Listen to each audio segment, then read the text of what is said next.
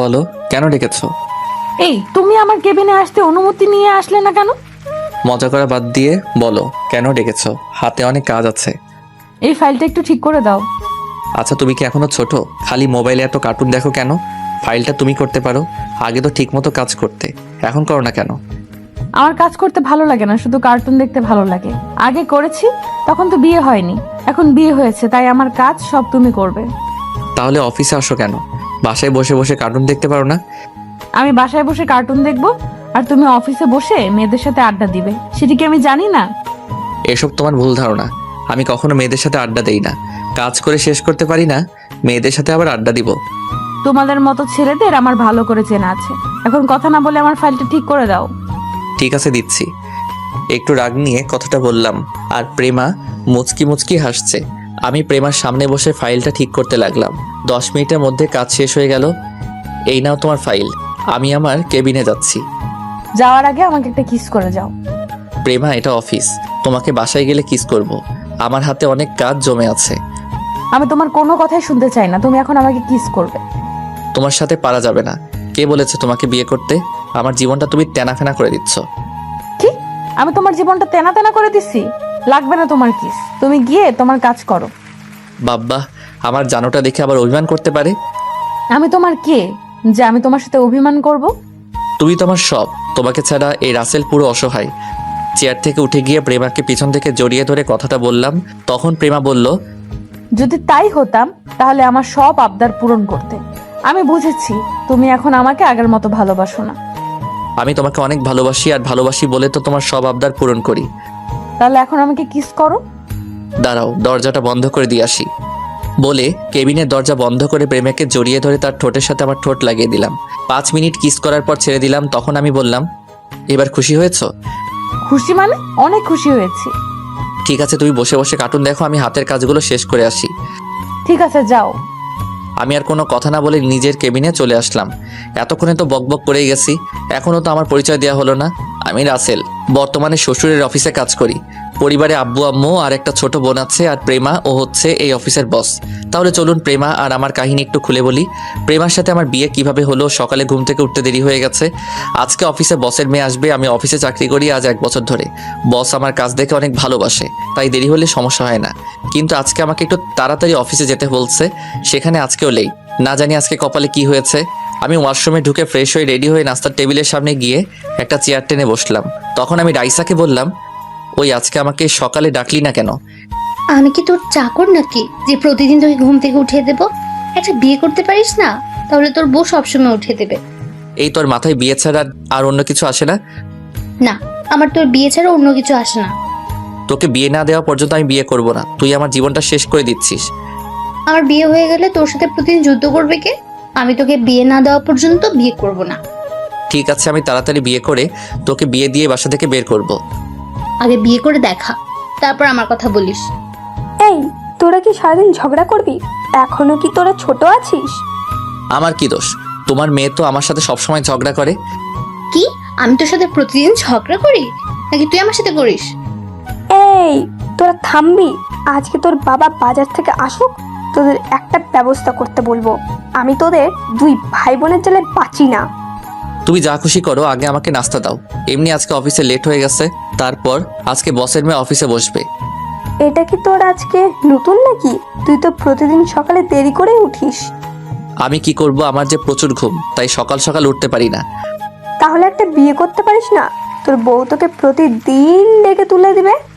আম্মু, তুমিও ওই খাচ্চুনির মতো শুরু করছো। আগে ওটাকে বাসা থেকে বের করে তারপর আমি বিয়ে করব। আমি খাচ্ছুনি? তুই বিলাই, ছাগল, গরু আরো আছিস, সব হচ্ছিস তুই। এই তোদের আবার শুরু হয়ে গেছে। আর রাসেল, তোর আজকে না অফিসে লেট হয়ে গেছে, তাড়াতাড়ি নাস্তা করে অফিসে যা। আমি মনে মনে রাইসাকে স্বাধীন করলাম। আপনার আবার ওকে বলে দিয়েন না, তা না হলে আমার অবস্থা খারাপ করে ছাড়বে। নাস্তা শেষ করে বাসার বাইরে এসে বাইক নিয়ে অফিসে যেতে লাগলাম। ও আপনাদের তো রাইসার ব্যাপারে বললাম না। রাইসা এবার মাস্টার্স শেষ করেছে, তাই বাসায় বসে থাকে। বিয়ের জন্য অনেক জায়গা থেকে আসে, কিন্তু তার এক কথা, আমাকে বিয়ে না দেওয়া পর্যন্ত সে বিয়ে করবে না। তাই ওর বিয়েটা হচ্ছে না। যত জায়গা থেকে বিয়ের জন্য আসে রাইসা কিছু একটা বাহানা ধরে সব কিছু শেষ করে দেয়। আপনাদের সাথে কথা বলতে বলতে অফিসে চলে আসলাম। গেট দিয়ে ঢুকে বাইকটা পার্কিং করে অফিসের ভিতরে চলে গেলাম। নিজের কেবিনে বসতে না বসতেই পিয়ন শালা এসে বলল, ম্যাম আপনাকে ওনার কেবিনে দেখা করতে বলেছে। ঠিক আছে তুমি যাও, আমি আসছি। পিয়ন আর কোনো কথা না বলে চলে গেল। আমি দোয়া দরুদ পড়তে পড়তে ম্যামের কেবিনের সামনে গিয়ে বললাম, ভিতরে আসতে পারি ম্যাম? আসুন। আমি ভিতরে ঢুকে দেখি ম্যাম অপর দিকে চেয়ার ঘুরিয়ে বসে আছে। তখন আমি বললাম, ম্যাম আপনি আমাকে ডেকেছেন? এখন কয়টা বাজে? ম্যাম 10টা বাজে। আপনার অফিস কয়টায়? জি ম্যাম, সকাল 9টায়। তো অফিসে আসতে এত লেট কেন? প্রায় 1 ঘন্টা লেট। আপনাকে কি চেহারা দেখে বেতন দেওয়া হবে? আসলে ম্যাম ঘুম থেকে উঠতে দেরি হয়ে গেছে। আজকে সকালে আমাকে কেউ ঘুম থেকে ডেকে তুলে নাই, তাই লেট হয়ে গেছে। আপনি যে এরকম লেট করে অফিসে আসেন, আব্বু আপনাকে কিছু বলে না? উনি আমাকে কিছু বলে না, কারণ আমার কাজ শেষ করেই আমি বাসায় যাই। আর উনি আমার কাজ দেখে অনেক খুশি হয় এবং আমাকে অনেক ভালোবাসেন। তখন তো আব্বু অফিসে ছিল, তাই আপনাকে কিছু বলে নাই। এখন থেকে আমি অফিস দেখাশোনা করব। আজকের পর থেকে যদি কোনো দিন আপনার অফিসে আসতে লেট হয়, তাহলে আপনার বেতন থেকে টাকা কেটে নেওয়া হবে। ঠিক আছে ম্যাম, আজকের পর থেকে আর দেরি হবে না। আগামীকাল থেকে ঠিক টাইমে আসবো। ঠিক আছে, আপনি এখন আসতে পারেন। Okay ma'am. আমি আর কোনো কথা না বলে ম্যামের রুম থেকে বেরিয়ে আসলাম। আসার সময় ম্যামের 14 গোষ্ঠী উদ্ধার করলাম। আবার মনে মনে বললাম, ম্যাম তো ঠিকই বলেছে, এভাবে লেট করে অফিসে আসলে কোনো অফিসে আমাকে চাকরি দিবে না।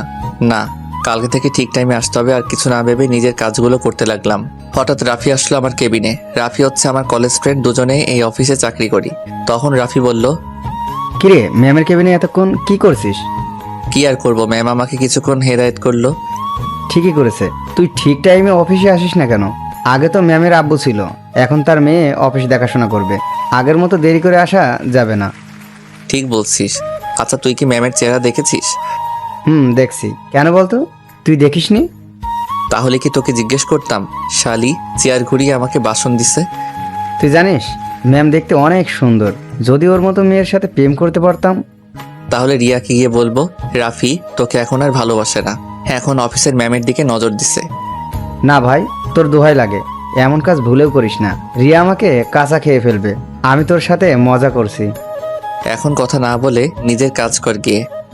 রাফি আর কোনো কথা না বলে তার কেবিনে চলে গেল। আসলে রিয়া হচ্ছে রাফির গার্লফ্রেন্ডের নাম। রাফি আর রিয়া দুজন দুজনকে কলেজ লাইফ থেকে ভালোবাসে। রিয়া রাফিকে সবসময় চোখে চোখে রাখে, তাই রাফি রিয়ার কথা শুনে ভয় পায়। কলেজ লাইফে আমিও অনেক মেয়ের প্রপোজ পেয়েছি, কিন্তু মনের মতো কাউকে পাইনি, তাই কোনো মেয়ের সাথে আজ পর্যন্ত প্রেম করি নাই।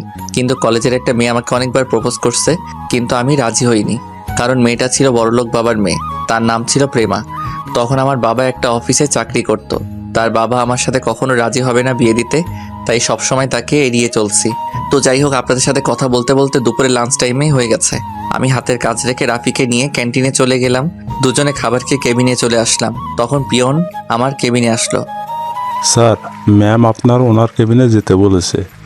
কেন যেতে বলছে আপনি কি জানেন? না স্যার, শুধু বলেছে আপনাকে গিয়ে বলতে। ঠিক আছে আপনি যান। পিয়ন আমার কেবিন থেকে বেরিয়ে গেল। আমি বসা থেকে উঠে ম্যামের কেবিনের সামনে গিয়ে বললাম, ম্যাম ভিতরে আসতে পারি? আসুন। আমি ভিতরে ঢুকে দেখি ম্যাম আবার চেয়ার ঘুরিয়ে বসে আছে। তখন আমি বললাম, ম্যাম আমাকে আপনি ডেকেছেন? ঠিক আছে। আপনি দুপুরে লাঞ্চ করেছেন? জি ম্যাম। খাবার খেয়ে নিজের কেবিনে বসতে বসতেই পিয়ন এসে বলল, আপনি আমাকে ডেকেছেন? ও ঠিক আছে, আপনি এখন আসতে পারেন। এটা বলার জন্যই ডেকে পাঠিয়েছিলাম। ও আচ্ছা, তাহলে আমি আসি। হুম। আমি আর কোনো কথা না বলে ম্যামের কেবিন থেকে বেরিয়ে নিজের কেবিনে চলে আসলাম। শালি আমাকে কথা বলার জন্য ডেকে পাঠিয়েছে, আমার খাবারগুলো হজম হতে দিল না। আচ্ছা আমি একটা জিনিস ভেবে পাচ্ছি না, ম্যাম আমাকে ওনার চেহারা দেখায় না কেন? ম্যাম কি লজ্জা পায়? না না, এ আমি কি ভাবছি। রাফি তো বলল ম্যামের চেহারা দেখছে, তাহলে আমাকে দেখাচ্ছে না কেন? দূর, না দেখালে নাই, আমি আমার কাজ করতে থাকি। কিন্তু ম্যামের গলার কণ্ঠ আমার কেমন জানি চেনা চেনা লাগছে। আর কিছু ভাবতে পারছি না, নিজের কাজে মন দেই। তারপর নিজের কাজে মন দিলাম। বিকেলে অফিস ছুটি হওয়ার পর বাহিরে চলে আসলাম। রাফিকে বিদায় দিয়ে বাইক নিয়ে সোজা বাসায় যেতে লাগলাম। হঠাৎ রাস্তায় এক বন্ধুর সাথে দেখা হয়। তার সাথে কিছুক্ষণ কথা বলে বাসায় চলে আসি। কলিং বেল চাপ দেওয়ার পর রাইসা এসে দরজা খুলে দিল। কিরে, তোর অফিস থেকে আসতে এত দেরি হলো কেন?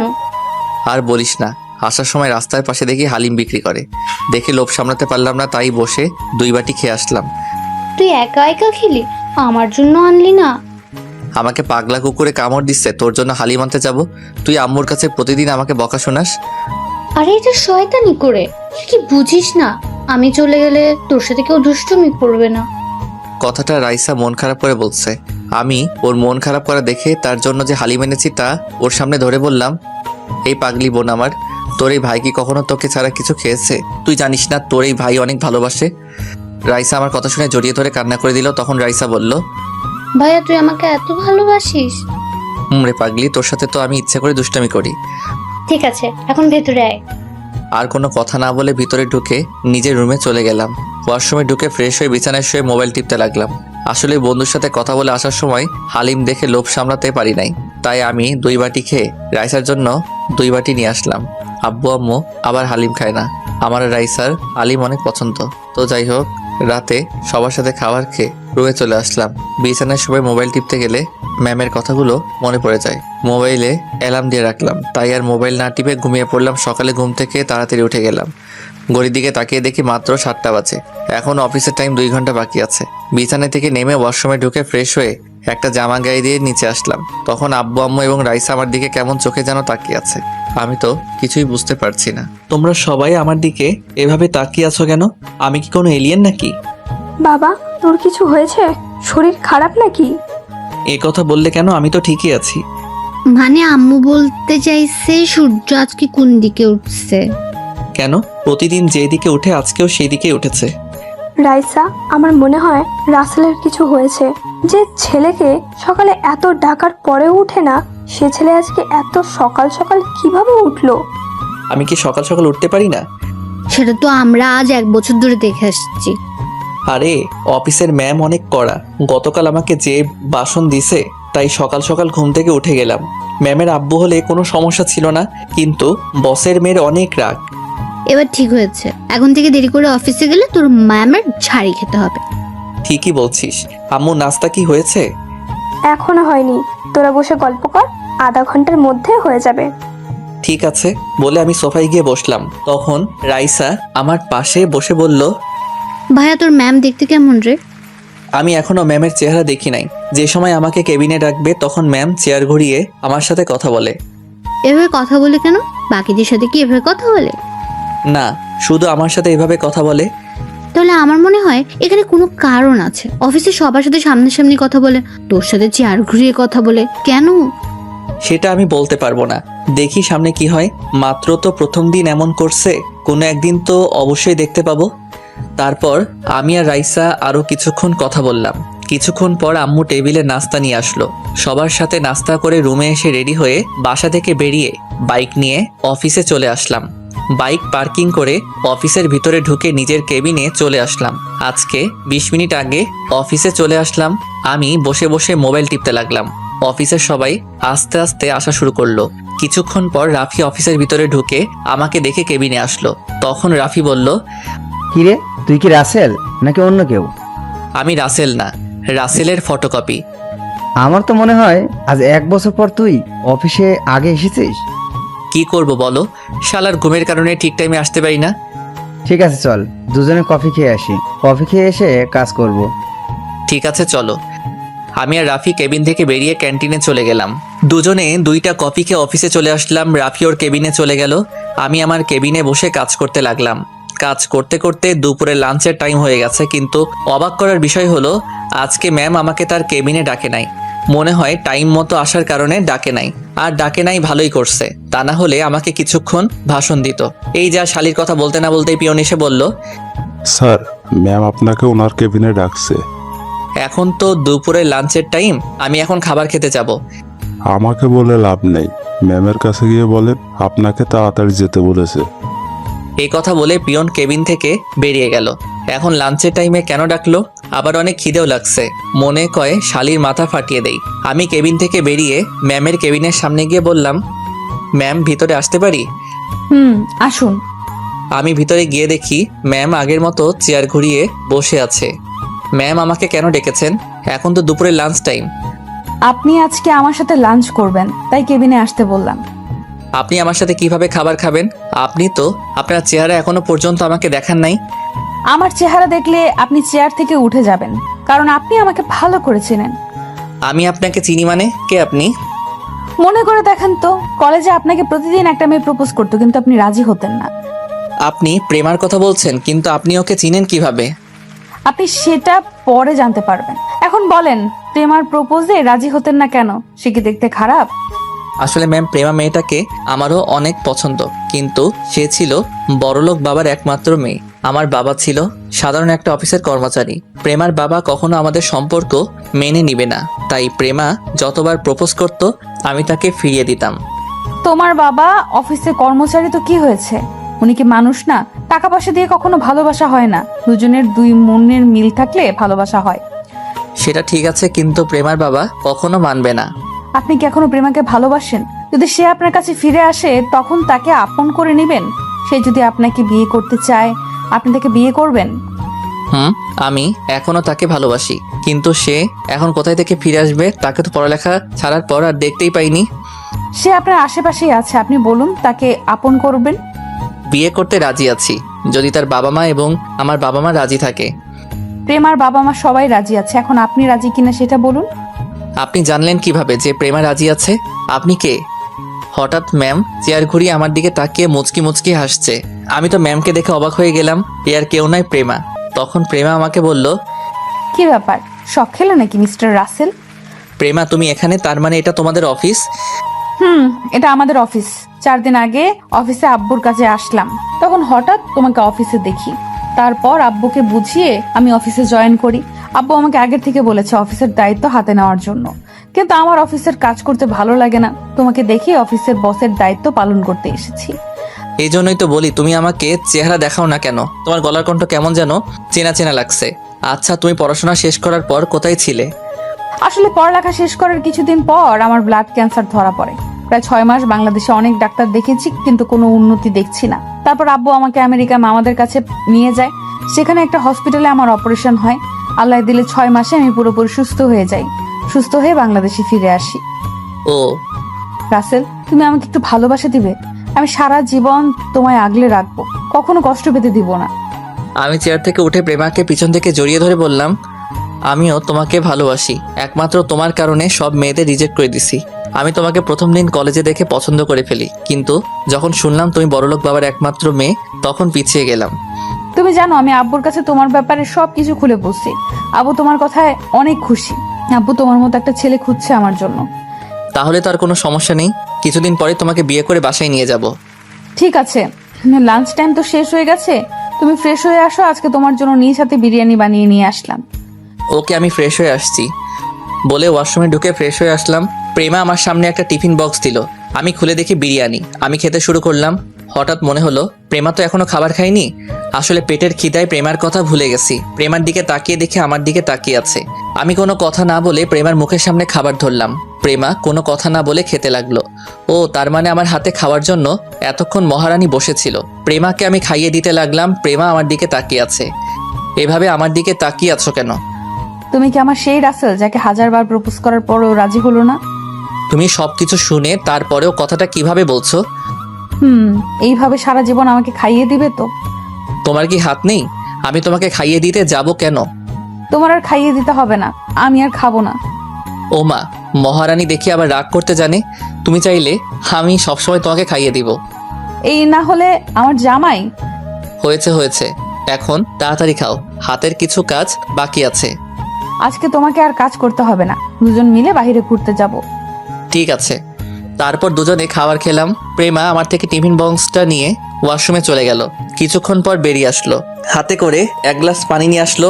আমার হাতটা ধুয়ে দিল। তারপর প্রেমার ওড়না দিয়ে মুখ মুছে দিল। তারপর কিছুক্ষণ রেস্ট নিয়ে প্রেমা আর আমি অফিস থেকে বেরিয়ে বাইক নিয়ে ঘুরতে গেলাম। প্রেমা আমাকে পিছন থেকে জড়িয়ে ধরে আছে। রাত 9টার সময় বাসায় ফিরে আসলাম। প্রেমাকে তাদের বাসার সামনে নামিয়ে দিয়ে আমার বাসায় চলে আসলাম। দেখতে দেখতে আমাদের বিয়েটা হয়ে গেল। 2 ফ্যামিলি মিলে আমাদের বিয়ের দিন তারিখ ঠিক করলো। তারপর বিয়েটা হয়ে গেল। বিয়ের 1 মাস পর থেকে প্রেমা অফিসে বসে, এতে আব্বু আম্মু কিছু বলে না। তারা চায় আমি আর প্রেমা মিলে অফিসটা চালাই। এরপর থেকে প্রেমা অফিসে বসের দায়িত্ব পালন করে, কিন্তু তার সব কাজ আমার হাতে করাই। প্রেমা সারাদিন অফিসে বসে ছোট বাচ্চাদের মতো কার্টুন দেখে। এই ছিল অতীতের কাহিনী। এবার বর্তমানে আসা যাক। প্রেমার কেবিন থেকে বেরিয়ে আসতেই কারোর সাথে ধাক্কা খেলাম, কিন্তু আমি পড়ি নাই। যে আমার সাথে ধাক্কা খেয়েছে সে পড়ে গেছে। নিচের দিকে তাকিয়ে দেখি একটা মেয়ে, কিন্তু তাকে কখনো এই অফিসে দেখি নাই। তখন মেয়েটি উঠে এসে আমাকে একটা থাপ্পড় মেরে দিল, তারপর বলতে লাগলো, কুত্তার বাচ্চা, দেখে চলতে পারিস না? দেখে তো মনে হচ্ছে এই অফিসে কাজ করিস। আমি ইচ্ছে করে আপনাকে ধাক্কা দেই নাই। আর একটা কথা, আমার মা বাবাকে গালি দিয়ে কথা বলবেন না। যদি গালি দেয় তাহলে তুই কি করবি? তুই জানিস আমি চাইলে প্রেমাকে বলে তোকে এই অফিস থেকে বের করে দিতে পারি। আপনি বলে দেখতে পারেন, কোনো লাভ হবে না। আর একটা কথা, আপনি শুধু মেয়ে মানুষ দেখে আজকে বেঁচে গেছেন, তা না হলে আমার থাপ্পড়ের প্রতিশোধ আমি নিয়ে ছাড়তাম। তুই বেশি বেড়ে গেছিস, দাঁড়া, তোর চাকরি এক্ষুনি আমি খেয়ে দিচ্ছি। বলে মেয়েটার প্রেমার কেবিনে চলে গেল। আমি দাঁড়িয়ে না থেকে নিজের কেবিনে চলে আসলাম। একটা ফাইলের কাজ করতে আসছি, হঠাৎ প্রেমা ফোন দিয়ে বলল তার কেবিনে একটু যেতে। আমি কেবিন থেকে বেরিয়ে সোজা প্রেমার কেবিনে ঢুকে গেলাম। ওই মেয়েটা আমাকে দেখে বলল, দেখছিস প্রেমা, কি অসভ্য ছেলে, তোর কেবিনে ঢুকতে অনুমতি নিয়ে আসলো না। আমি তোর কেবিনে আসার সময় এই ছেলেটা আমাকে ধাক্কা দিয়ে ফেলে দিচ্ছে। প্রেমা, আমি ইচ্ছে করে ওকে ধাক্কা দিয়ে ফেলে দেই নাই। তোমার কেবিন থেকে বেরিয়ে যেতেই ওনার সাথে ধাক্কা লাগে, তারপর উনি পড়ে যায়। তারপর আমার মা বাবাকে গালি দিছে এবং আমার গালে একটা থাপ্পড় মারছে। প্রেমা চেয়ার থেকে উঠে ওই মেয়েটা দুই গালে দুইটা থাপ্পড় মেরে দিল। ওই মেয়েটা গালে হাত দিয়ে বলল, প্রেমা, তুই আমার বান্ধবী হয়ে ওই ছেলের কথায় আমার গায়ে হাত তুললি? তো সাহস কি করে হলো ওর গায়ে হাত তোলার, আবার ওর আব্বু আমাকে গালি দেওয়ার? তুই জানিস ও কে? কেউ যার জন্য আমার গায়ে হাত তুললি? ও আমার স্বামী, আর তুই ওর গায়ে হাত তুলছিস? আমার শ্বশুর শাশুড়িকে গালি দিছস? আমি রাসেলের সম্বন্ধে ভালো করে জানি, ও কোনো মেয়েকে ধাক্কা তো দূরের কথা, কোনো মেয়ের হাতও তুলবে না।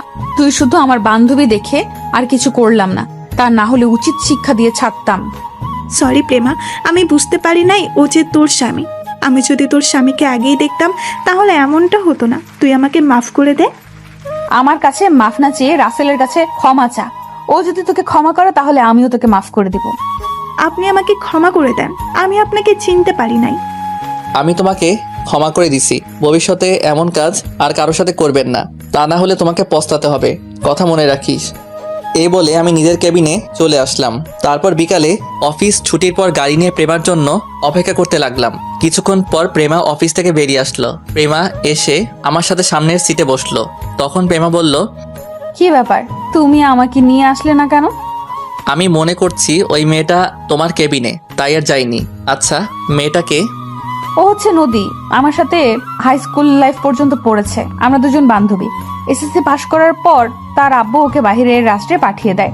তারপর পড়ালেখা শেষ করে দেশে এসে তাদের নিজের অফিস দেখাশোনা করে। ও, তাহলে ও আমাকে দেখে নাই? তোমার সাথে যোগাযোগ ছিল না? যোগাযোগ থাকলে কি আজকের এই ঘটনা ঘটতো? তাও ঠিক বলছো। তারপর আমি আর প্রেমা কথা বলতে বলতে বাসায় চলে আসলাম। আপনাদের একটা কথা বলে রাখি, প্রেমা বাসায় আসলে আব্বু আম্মুর সেবা যত্ন করা শুরু করে। বাসায় প্রেমা আমার সাথে তেমন শয়তানি করে না, অফিসে আমার অবস্থা খারাপ করে ফেলে। তার এসব পাগলামি আমার অনেক ভালো লাগে। বাসায় এসে কলিং বেল চাপ দিলাম। কিছুক্ষণ পর আম্মু এসে দরজা খুলে দিল। আমাদের দেখে আম্মু বলল, কি রে, তোরা এসেছিস? আম্মু, আম্মু তুমি দুপুরের ওষুধ ঠিক মতো খেয়েছো? খেয়েছি, আর আল্লাহ দিলে আমি এখন ভালো আছি। আমাকে তোর চিন্তা করতে হবে না। ঠিক আছে, এখন বলো আব্বু কোথায়? তোর আব্বু রুমে বসে কফি খাচ্ছে আর পেপার পড়ছে। ঠিক আছে রাসেল, তুমি রুমে যাও, আমি আব্বুকে দেখে আসছি। ঠিক আছে যাও। আমি আর কোনো কথা না বলে রুমে চলে আসলাম। প্রেমা আব্বুর রুমে চলে গেল। এবার দেখছেন প্রেমা বাসায় আসলে কি করে। আমি ওয়াশরুমে ঢুকে ফ্রেশ হয়ে বিছানায় শুয়ে মোবাইল টিপতে লাগলাম। রাতে সবার সাথে খাবার খেয়ে আমি রুমে চলে আসলাম। প্রেমা আব্বু আম্মুকে ওষুধ খাইয়ে দিয়ে আসবে, আর রাইসা তার এক বান্ধবী বিয়েতে গেছে, তাই ওর কথা বললাম না। কিছুক্ষণ পর প্রেমা রুমে ঢুকে দরজা লাগিয়ে বিছানায় এসে আমাকে জড়িয়ে ধরলো। এই আমি মা হতে চাই।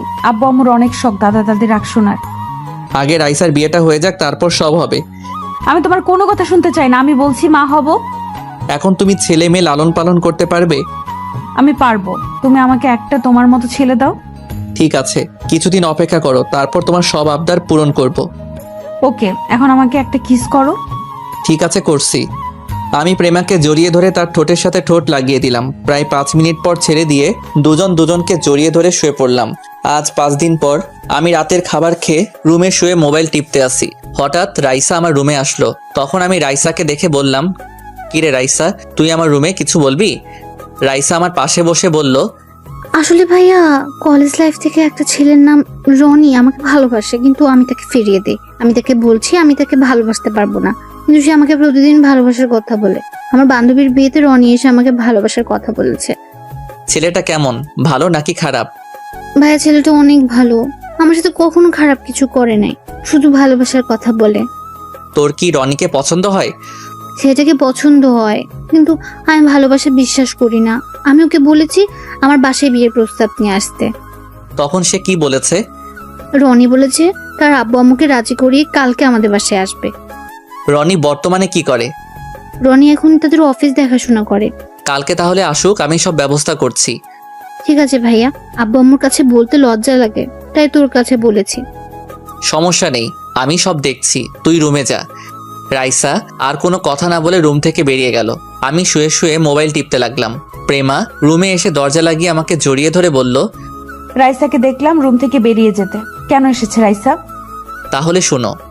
তারপর রাইসা আমার সাথে কি বলেছে সবকিছু প্রেমাকে খুলে বললাম। তাহলে তো ভালোই, রাইসার বিয়ে হয়ে গেল, আমি তোমার কাছে একটা সন্তান পাবো। ঠিক আছে, দিব। তাহলে কালকে আর দুজন অফিসে যাব না, ম্যানেজার আঙ্কেলকে বলবো সবকিছু দেখে রাখতে। ওকে, ঠিক আছে। তারপর দুজন দুজনকে জড়িয়ে ধরে শুয়ে পড়লাম। এবার আপনাদের একটা কথা বলি, আমার আর প্রেমার বিয়ের পর এখনো প্রেমার সাথে গভীরে যাইনি, কারণ বিয়ের 2 দিন আগে থেকে আম্মু অসুস্থ হয়ে পড়ে। তাই বাসর রাতে প্রেমাকে বলেছি আম্মু সুস্থ না হওয়া পর্যন্ত আমরা গভীরে যাব না। প্রেমাও আমার সাথে একমত দিছে। এরপর আমাদের মাঝে কিছুই হয়নি। সব মেয়েরা চায় স্বামীর ভালোবাসা নিয়ে বেঁচে থাকতে, স্বামীর আদর পেতে, মা হওয়ার স্বপ্ন থাকে, কিন্তু প্রেমা আমার কথার বাহিরে একটা কথাও বলে না। সে বলছে আমি যেটা বলবো সে তাই করবে। প্রেমার মতো মেয়ে বউ হিসেবে পাওয়া অনেক ভাগ্যের ব্যাপার।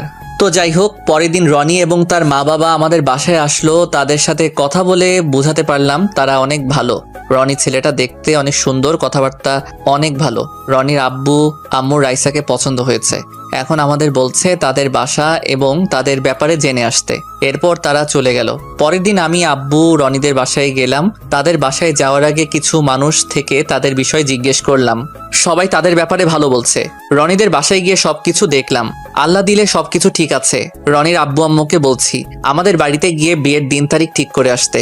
আজকে রাইসার গায়ে হলুদ, অফিসের সবাইকে দাওয়াত দেওয়া হয়েছে। রাফিকে বলছি রিয়াকে নিয়ে আসতে। বিয়ের সবকিছু আমার নিজের মতো করে সাজিয়েছি, কোনো কিছুর কমতি রাখি নাই। আমি কাজের লোকগুলোকে সবকিছু ঠিকঠাকভাবে দেখিয়ে দিচ্ছি। হঠাৎ নদী আমার সামনে এসে বলল, কেমন আছেন? আমি ভালো আছি, আপনি কেমন আছেন? আমিও ভালো আছি। আপনি কি আমার উপরে এখনো রেগে আছেন? আরে না, আমি ওই দিনই সবকিছু ভুলে গেছি। তা কোন সময় আসলেন? কিছুক্ষণ আগে আসলাম। আমি আসতে চাইনি, কিন্তু প্রেমার জোড়াজুড়িতেই আসতে হলো। ঠিক আছে, আপনি প্রেমার কাছে যান, আমি এদিকে কাজের লোকগুলোকে ঠিকঠাক মতো দেখিয়ে দিচ্ছি। আচ্ছা ঠিক আছে। নদী আর কোনো কথা না বলে প্রেমার কাছে চলে গেল। আমি এদিকে সবকিছু কাজের লোকগুলোকে দেখিয়ে দিতে লাগলাম। রাতে সবাই রাইসাকে হলুদ লাগাতে লাগলো। এক এক করে সবাই হলুদ লাগাতে আসে। হঠাৎ প্রেমা আমার সামনে আসলো। আজকে প্রেমা একটা হলুদ রঙের শাড়ি পরছে, তাকে দেখতে অনেক সুন্দর লাগছে। প্রেমা আমার সামনে এসে বলল, কি ব্যাপার, তুমি এখানে দাঁড়িয়ে আছো কেন? চলো দুজনে একসাথে রাইসাকে হলুদ লাগাবো। দেখো না, সব স্বামী স্ত্রী একসাথে মিলে হলুদ লাগাচ্ছে। ঠিক আছে চলো। আমি আর প্রেমা রাইসার 2 পাশে বসলাম। প্রথমে আমি রাইসার মুখে হলুদ লাগালাম, এরপর প্রেমা লাগালো। হঠাৎ প্রেমা আমার মুখেও লাগিয়ে দিল। এটা দেখে সব মেহমান হাসতে লাগলো। আবার অনেকে দাঁড়িয়ে দাঁড়িয়ে বলছে এদের দুজনকে জামাই বউয়ে অনেক মানিয়েছে। আমি কিছুক্ষণ প্রেমার সাথে দুষ্টুমি করে বাসার ছাদে চলে আসলাম। প্রেমা আর নদী মিলে রাইসার হাতে মেহেদি লাগাচ্ছে। হঠাৎ দেখি রাফি আর রিয়া ছাদের উপরে আসলো। তখন রাফি বলল, কিরে, ছাদের উপরে দাঁড়িয়ে কি করছিস? না, এমনি ভালো লাগছে না। কেন, হঠাৎ তোর আবার কি হলো? আরে তুমি বুঝো না, আজকে রাত্রের পরে তো তার বোনটা স্বামীর বাসায় চলে যাবে, তাই ভালো লাগছে না। ও এ কথা, এখানে তো কিছুই করার নেই। মেয়ে হয়ে যখন জন্মগ্রহণ করেছে, বিয়ের পর তো স্বামীর বাড়িতে যেতে হবে। আমার বোনটা অনেক আদরের। আমি ওর সাথে সবসময় দুষ্টুমি করতাম। আমার সাথে রাগ করলে আমি তার রাগ ভেঙে দিতাম। আমি আমার বোনটাকে অনেক ভালোবাসি। আমি এ কথা বলে কান্না করে দিলাম। রাফি আমাকে জড়িয়ে ধরে বলল, আরে পাগল, কান্না করিস কেন? তুই যদি ভেঙে পড়িস তাহলে রাইসা অনেক কষ্ট পাবে, আর তার সামনে সবসময় হাসি খুশি থাকবি। তাকে তুই কিছু বুঝতে দিবি না। আচ্ছা ঠিক আছে। রাফি আর রিয়া আরো কিছুক্ষণ কথা বলে নিচে চলে গেল। আমি ছাদের উপরে দাঁড়িয়ে আকাশের দিকে তাকিয়ে আছি। হঠাৎ কেউ একজন পিছন থেকে ঘাড়ে হাত দিল। আমি তাকিয়ে দেখি প্রেমা। কি ব্যাপার প্রেমা, তুমি এখানে কেন? ওদিকের কাজ কি শেষ? মেহেদি লাগানো শেষ, এখন সবাই বসে নাচ গান উপভোগ করতে আছে। আমি তোমাকে না দেখে ছাদে আসলাম। তুমি এখানে একা একা কি করো? এমনি ভালো লাগছে না, তাই ছাদে দাঁড়িয়ে আছি। আমি মনের কথা বুঝতে পারছি, মন খারাপ করো না। সব মেয়েকে বিয়ের পর স্বামীর বাড়িতে যেতে হবে, এটা দুনিয়ার নিয়ম। প্রেমা আমাকে একটু জড়িয়ে ধরে থাকবে কিছুক্ষণ? এটা আবার বলতে হবে নাকি? এই বলে প্রেমা আমাকে শক্ত করে জড়িয়ে ধরলো। আমিও প্রেমাকে শক্ত করে জড়িয়ে ধরলাম। দুজনে কিছুক্ষণ এইভাবে থেকে নিচে চলে আসলাম। প্রেমা আমাকে খাবার খেয়ে আসতে বলেছে, আমি খাবো না বলে রুমে চলে আসলাম। প্রেমা কোনো কথা না বলে নিচে চলে গেল। আমি রুমে এসে ফ্রেশ হয়ে বিছানায় শুয়ে পড়লাম। কিছুক্ষণ পর প্রেমা রুমে আসলো, হাতে 1 প্লেট খাবার নিয়ে এসেছে। প্রেমা প্লেটটা বিছানায় রেখে পানি নিয়ে আসলো, আমার পাশে বসে বলল, উঠে বসো, খাবার খেয়ে নাও। প্রেমা আমি খাবার খাবো না, তুমি খেয়ে নাও। সারাদিন কাজে বিজি ছিলে, খাওয়া দাওয়া ঠিক মতো করো নাই। এখন উঠো বলছি, আমি নিজের হাতে খাইয়ে দিচ্ছি। প্রেমার জোড়াজড়িতে উঠে বসলাম। প্রেমা আমাকে নিজের হাতে খাইয়ে দিতে লাগলো। প্রেমার চেহারা দেখে বোঝা যাচ্ছে প্রেমাও এখনো খায়নি। আমি পানি দিয়ে হাতটা ধুয়ে প্রেমার হাত থেকে প্লেটটা নিয়ে প্রেমার মুখের সামনে খাবার ধরলাম। প্রেমা সাথে সাথে কান্না করে দিল। রাসেল, আমার জীবনে এত ভালোবাসা সারা জীবন থাকবে?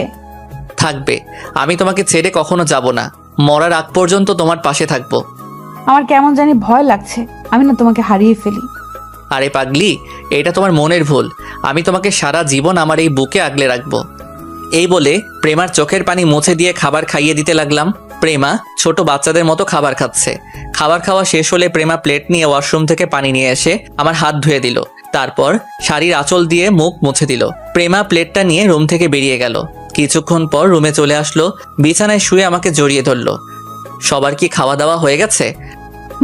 আমি রাইসাকে তার রুমে দিয়ে আসলাম, আর বাকি কিছু মানুষ বাসায় চলে গেছে, আবার কিছু মানুষ আছে। আব্বু আম্মু আমার কথা কিছু জিজ্ঞেস করে নাই? করেছে, আমি বলেছি সারাদিন কাজ করতে করতে ক্লান্ত হয়ে গেছে, তাই রুমে শুয়ে আছে। ঠিক আছে, এখন আমাকে জড়িয়ে ধরে শুয়ে পড়ো। কালকে সকাল সকাল উঠে কাজ শুরু করে দিতে হবে। ওকে, আসো। তারপর দুজন দুজনকে জড়িয়ে ধরে শুয়ে পড়লাম। পরের দিন সকাল ভোরে ঘুম থেকে উঠে গেলাম। প্রেমা এখনো ঘুমিয়ে আছে। আমি প্রেমার কপালে একটা চুমু দিয়ে বিছানা থেকে নেমে ওয়াশরুমে চলে গেলাম। ওয়াশরুমে ঢুকে উঁচু করে একটা পাঞ্জাবি গায়ে দিয়ে বাসা থেকে বেরিয়ে মসজিদে চলে গেলাম। নামাজ পড়ে বাহিরে এসে 20 মিনিটের মতো ঘোরাঘুরি করে বাসায় চলে আসলাম। তারপর কাজের লোকগুলোকে সবকিছু দেখিয়ে দিতে লাগলাম। দেখতে দেখতে বর আসার সময় হয়ে গেছে। আমি রুমে এসে ওয়াশরুমে ঢুকে গোসল করে বাহিরে এসে দেখি প্রেমা দাঁড়িয়ে আছে একটা শাড়ি হাতে নিয়ে। তুমি এভাবে শাড়ি হাতে নিয়ে দাঁড়িয়ে আছো কেন? আজকে তুমি আমাকে শাড়িটা পরিয়ে দিবে। তুমি তো শাড়ি পরতে পারো, আমাকে বলছো কেন? আমার হাতে কাজ আছে। কাজ পরে করতে পারবে, আগে আমাকে শাড়িটা পরিয়ে দাও। দুজনে একসাথে রুম থেকে বেরিয়ে নিচে যাব। কি আর করার, বউয়ের কথা না রেখে পারি? আমি প্রেমার হাত থেকে শাড়িটা নিয়ে তাকে পরিয়ে দিতে লাগলাম। সমস্যা হয়েছে কুচি লাগিয়ে দিতে। আমি কুচিটা প্রেমার হাতে দিয়ে বললাম লাগিয়ে নিতে, কিন্তু খাচ্ছুনি বলে আমাকে লাগিয়ে দিতে। আমি প্রেমার নাভির উপর দিয়ে কুচিটা পরিয়ে দিলাম। প্রেমা আমার মাথা শক্ত করে ধরলো। আমি প্রেমার পেটে একটা কিস করলাম। প্রেমার সাথে সাথে কেঁপে উঠলো। আমি দাঁড়িয়ে প্রেমার ঠোঁটের সাথে ঠোঁট লাগিয়ে দিলাম। দুজনে দুজনকে জড়িয়ে ধরে কিস করতে লাগলাম। কিছুক্ষণ পর ছেড়ে দিয়ে দুজনে রেডি হয়ে একসাথে রুম থেকে বেরিয়ে আসলাম। হঠাৎ নিচের দিকে তাকিয়ে আমি তো পুরো অবাক হয়ে গেলাম। নিচের দিকে তাকিয়ে দেখি বাসার সব মেহমান আমাদের দিকে তাকিয়ে আছে। দুজনে একসাথে নিচে নামলাম। প্রেমা চলে গেছে রাইসার কাছে। আমি কাজের লোকদের কাছে চলে আসলাম। কিছুক্ষণ পর বর চলে এসেছে। সবাই রনিকে স্টেজে নিয়ে বসালো। রাইসাকে নিয়ে এসে রনির পাশে বসালো। আমার বোনটাকে বধূ সাজে অনেক সুন্দর লাগছে। আর কিছুক্ষণ বোনটা বাসায় থাকবে, তারপর বরের সাথে শ্বশুর বাড়ি চলে যাবে। কাজী এসে বিয়ে পড়ানো শুরু করলো। বিয়ে পড়ানো শেষ, কাজী মোনাজাত ধরলো। মোনাজাত শেষে সবাইকে খাবার পরিবেশন করা হলো। আমি কাজের লোকের সাথে ধরাধরি করে কাজ করছি। হঠাৎ দেখি একটা ছেলে প্রেমার দিকে কেমন ভাবে তাকিয়ে আছে। আমি কাজ রেখে ছেলেটার কাছে গেলাম। তখন তাকে জিজ্ঞেস করলাম, কি ভাই, এমন করে ওই মেয়েটার দিকে তাকিয়ে আছেন কেন? সেটা কি তোকে বলতে হবে? অবশ্যই আমাকে বলতে হবে। তুই কে রে যে আমি তোর কাছে বলবো? আমি এই বাড়ির একজন সদস্য, তাই তোকে বলতে হবে। ও তাই নাকি? তাহলে শোন, ওই মেয়েটাকে দেখছিস? তাকে আমার পছন্দ হয়েছে, তাকে আমি বিয়ে করতে চাই। ওকে দেখে তো মনে হচ্ছে তার বিয়ে হয়ে গেছে। বিয়ে হয়েছে তো কি হয়েছে, আমি ওকে জোর করে বিয়ে করব। ওকে দেখতে ভীষণ সেক্সি লাগছে, তাকে আমার জীবনে চাই। ছেলেটার কথা শুনে আমি সাথে সাথে 2টা থাপ্পড় মেরে দিলাম। বাড়ির সব মেহমান আমাদের ঘিরে ফেলেছে। তখন আমি ওই ছেলেটার কলার ধরে বললাম, তোর সাহস কি করে হয় আমার বউকে খারাপ কথা বলার? তোর ঘরে কি মা বোন নেই? আজকে তোকে আমি মেরেই ফেলবো বলে ছেলেটাকে ইচ্ছে মতো মারতে লাগলাম। প্রেমা আমাকে জোর করে ছাড়িয়ে নিয়ে আসলো। তখন আমাদের মাঝে রনি চলে আসলো। সে বলল, ভাইয়া এখানে কি হয়েছে? আর আপনি জীবনকে মারলেন কেন? ও আমার মামাতো ভাই হয়। তোমার এই মামাতো ভাই আমার বউকে আমার সাথে খারাপ কথা বলেছে, তাই আমি তাকে মারলাম। জীবন ভাইয়া যেটা বলেছে সেটা কি সত্যি? না রনি ভাইয়া, আমি ওনার বউকে খারাপ কথা বলিনি। তুই এখন মিথ্যা কথা বলছিস। আজকে আমি তোকে মেরে ফেলবো। জীবন, আমি ভাইয়াকে ভালো করে চিনি। ও অন্যায়ভাবে কাউকে মারবে না। তুই যদি সত্যি কথা না বলিস তাহলে আমার হাত তোর গায়ে উঠবে। আমাকে সবাই ধরে রেখেছে। এবার জীবন মাথা নিচু করে বলল, ভাইয়া আমার ভুল হয়ে গেছে, আমি ওনাকে চিনতে পারি নাই, আমাকে তুমি মাফ করে দাও। সি সি সি সি, আমার ভাবতে অবাক লাগে। তুই বিয়ে বাড়িতে এসে এমন কথা বলবি? আমি তোকে অনেক ভালো মনে করেছি। তুই এখনই ভাইয়ার পা ধরে ক্ষমা চাইবি। ভাইয়া তোকে মাফ করলে আমিও মাফ করে দিব। জীবন দাঁড়িয়ে না থেকে আমার পা ধরে বলতে লাগলো, ভাইয়া আমার ভুল হয়ে গেছে, আমাকে আপনি ক্ষমা করে দেন। ঠিক আছে, আমি তোকে ক্ষমা করে দিলাম। আর কখনো এমন কথা কাউকে বলবি না। মেয়েরা হচ্ছে মায়ের জাত, আর আমার বউ তোমার থেকে বড়, তাকে বড় বোনের নজরে দেখবে। ঠিক আছে ভাইয়া, এমন ভুল আর জীবনেও হবে না। ঠিক আছে, আপনারা সবাই যার যার জায়গায় চলে যান। প্রেমা আমাকে টেনে রুমে নিয়ে আসলো। তখন আমাকে বলল, তুমি ছেলেটাকে মারলে কেন? একটু বুঝিয়ে বললেই তো হতো। তোমার নামে খারাপ কথা বলবে, আমি তাকে এমনি এমনি ছেড়ে দিব? হয়েছে, এখন মাথা ঠান্ডা করো। ও ছেলে তার ভুল বুঝতে পেরেছে। ঠিক আছে, এখন তুমি রাইসার কাছে যাও, আমি এদিকটা দেখছি। প্রেমা আর কিছু না বলে রুম থেকে বেরিয়ে গেল। আমি রুম থেকে বেরিয়ে কাজে লেগে পড়লাম। আস্তে আস্তে সবার খাওয়া দাওয়া শেষ হয়ে গেল। এখন রাইসাকে বিদায় দেওয়ার পালা। রাইসা আব্বু আম্মুকে জড়িয়ে ধরে কান্না করতে লাগলো, নিজের চোখ দিয়ে পানি পড়তে লাগলো। বোনটার সাথে অনেক দুষ্টুমি করছি, এখন কার সাথে করব? রাইসা মা বাবাকে ছেড়ে আমাকে জড়িয়ে ধরে কান্না করে দিল। আমি রনির হাতে রাইসাকে তুলে দিয়ে বললাম, রনি, আমার বোনটাকে তোমার হাতে তুলে দিলাম। ওর চোখে কখনো অশ্রু ঝরতে দেই নেই। তুমি আমার বোনটার খেয়াল রেখো, তাকে কখনো কষ্ট দিও না। আপনি কোনো চিন্তা করবেন না ভাইয়া, আমি রাইসাকে কখনো কষ্ট দিতে দেব না। আরও কিছু কথা বলে রাইসাকে গাড়িতে উঠিয়ে দিলাম। বোনটাকে তুলে দিতে অনেক কষ্ট হচ্ছে। আস্তে আস্তে সবাইকে বিদায় দিয়ে দিলাম। আমি রুমের ভিতরে ঢুকে শুয়ে শুয়ে রাইসার জন্য কান্না করতে লাগলাম। কিছুক্ষণ পর প্রেমা রুমে আসলো, আমার পাশে বসে বলল, এই তুমি কান্না করছো কেন? রাইসার জন্য অনেক খারাপ লাগছে। কান্না করো না, এখন শুধু ওর জন্য দোয়া করো, আল্লাহ যেন ওর সংসার জীবনে সুখী রাখে। প্রেমা আরো কিছুক্ষণ কথা বলে আব্বু আম্মুর রুমে চলে গেল। আমি বিছানায় শুয়ে পড়লাম। দেখতে দেখতে 1 মাস চলে গেল। আল্লাহর রহমতে আমার বোনটা অনেক সুখী আছে। আর এর ভিতরে প্রেমাকে স্বামীর অধিকার দিয়েছি। সুন্দরভাবে চলছে আমাদের সংসার। এখন নদীর সাথে ভালো বন্ধুত্ব হয়ে গেছে। প্রেমা এখন আর অফিসে বসে কার্টুন দেখে না, আগের মতো অফিসের কাজে মন দিচ্ছে। দুজনে মিলে অফিসটা সুন্দরভাবে চালিয়ে যাচ্ছি। নিজের কেবিনে বসে কাজ করতে আসি, হঠাৎ প্রেমা ফোন দিয়ে বলল তার কেবিনে যেতে। আমি আমার কেবিন থেকে বেরিয়ে প্রেমার কেবিনে গেলাম। একটা চেয়ারে বসে বললাম, বলো কেন ডেকেছো? তুমি তো জানো আমাদের একটা ডিল হতে যাচ্ছে ফারহান কোম্পানির সাথে। এখন ওটার কাজ কতটুকু আগালো, এই ডিলটা পেলে আমাদের কোম্পানি আরো উপরে উঠে যাবে। মোটামুটি কাজ প্রায় শেষের দিকে। তুমি দেখো, এই ডিলটা আমরা পাবোই। তাই যেন হয়। চলো দুজনে খাবার খেয়ে নেই, দুপুরে লাঞ্চের টাইম তো হয়ে গেছে। ঠিক আছে, আমি ফ্রেশ হয়ে আসছি বলে আমি ওয়াশরুমে ঢুকে ফ্রেশ হয়ে আসলাম। প্রেমা একটা প্লেটে খাবার দিল। আমি প্লেটটা হাতে নিয়ে প্রেমাকে খাইয়ে দিচ্ছি। এটা আজকে নতুন না, এখন প্রতিদিন আমি প্রেমাকে নিজের হাতে খাইয়ে দেই। খাওয়া দাওয়া শেষ করে প্রেমার সাথে কিছুক্ষণ কথা বলে নিজের কেবিনে চলে আসলাম। দেখতে দেখতে সেই দিনটা চলে এসেছে। আমি আর প্রেমার সব কাগজপত্র নিয়ে ফারহান কোম্পানিতে গেলাম। অনেক বড় বড় কোম্পানির মালিক এসেছে এই ডিলটার জন্য। সবাই সবার মতো উপস্থাপন করতে লাগলো। আসলে ফারহান হচ্ছে এই কোম্পানির ছেলের নাম। ফারহান ছেলেটা দেখতে অনেক হ্যান্ডসাম, যে কোনো মেয়ে তাকে দেখলেই প্রেমে পড়ে যাবে। তো যাই হোক, সবার শেষে আমি দাঁড়িয়ে উপস্থাপন করতে লাগলাম। আমার উপস্থাপনা শেষে ফারহান হাততালি দিয়ে বলল, আমি আমাদের এই ডিলটা প্রেমা অফ কোম্পানিকে দিতে চাই। ওনাদের উপস্থাপন আমার অনেক ভালো লাগছে। ডিলটা পেয়ে আমি আর প্রেমা অনেক খুশি হয়েছি। ফারহান হলরুম থেকে বেরিয়ে যেতেই আমাদের বলেছে তার কেবিনে যেতে। আমি আর প্রেমা ফারহানের কেবিনে অনুমতি নিয়ে ঢুকলাম। দুজনে 2টা চেয়ার টেনে বসলাম। আপনার উপস্থাপনা আমার অনেক ভালো লেগেছে। আমি চাই আপনারা নিজের মতো করে কাজটা করবেন। জি অবশ্যই। তারপর ফারহান আমাদের হাতে ডিলটা তুলে দিল। আমরা ফারহানের কেবিন থেকে বেরিয়ে অফিসের বাইরে চলে আসলাম। গাড়ি নিয়ে নিজেদের অফিসে যেতে লাগলাম। তখন প্রেমা বলল, আমাদের কোম্পানিটা এখন বাংলাদেশের টপে উঠে যাবে। ঠিক বলছো, এতদিনের পরিশ্রম বৃথা যায়নি। কথা বলতে বলতে অফিসে চলে আসলাম। দেখতে দেখতে আরো 2টা মাস চলে গেল। আমাদের কোম্পানিটা এখন বাংলাদেশের টপের মধ্যে একটা। এই সবই হয়েছে আমার প্রেমার জন্য। আমার আর প্রেমার ভালোবাসা আগের মতোই আছে। রাতে শুয়ে শুয়ে মোবাইল টিপতে আসি, কিছুক্ষণ পর প্রেমার রুমে এসে আমাকে জড়িয়ে ধরে বলল, এই, তুমি অনেক দিন হয়েছে আমাকে আদর করো না, আজকে আমাকে অনেক আদর করতে হবে। এতদিন তো কাজের চাপে তোমাকে আদর করতে পারি নাই, আজকে তোমাকে মন ভরে আদর করব। তো করো, আমি তোমার আদর সবসময় পেতে চাই। আমিও আর শুয়ে না থেকে প্রেমার ঠোঁটের সাথে ঠোঁট লাগিয়ে দিলাম। দুজন দুজনকে জড়িয়ে ধরে কিস করতে লাগলাম। তারপর আমি আস্তে আস্তে হারিয়ে গেলাম অজানা ঠিকানায়। একদিন অফিসে বসে কাজ করতে আসি। আজকে প্রেমা অফিসে আসে নাই, কারণ আজকে প্রেমা তাদের বাসায় গেছে। তার আব্বু নাকি হঠাৎ অসুস্থ হয়ে পড়ছে।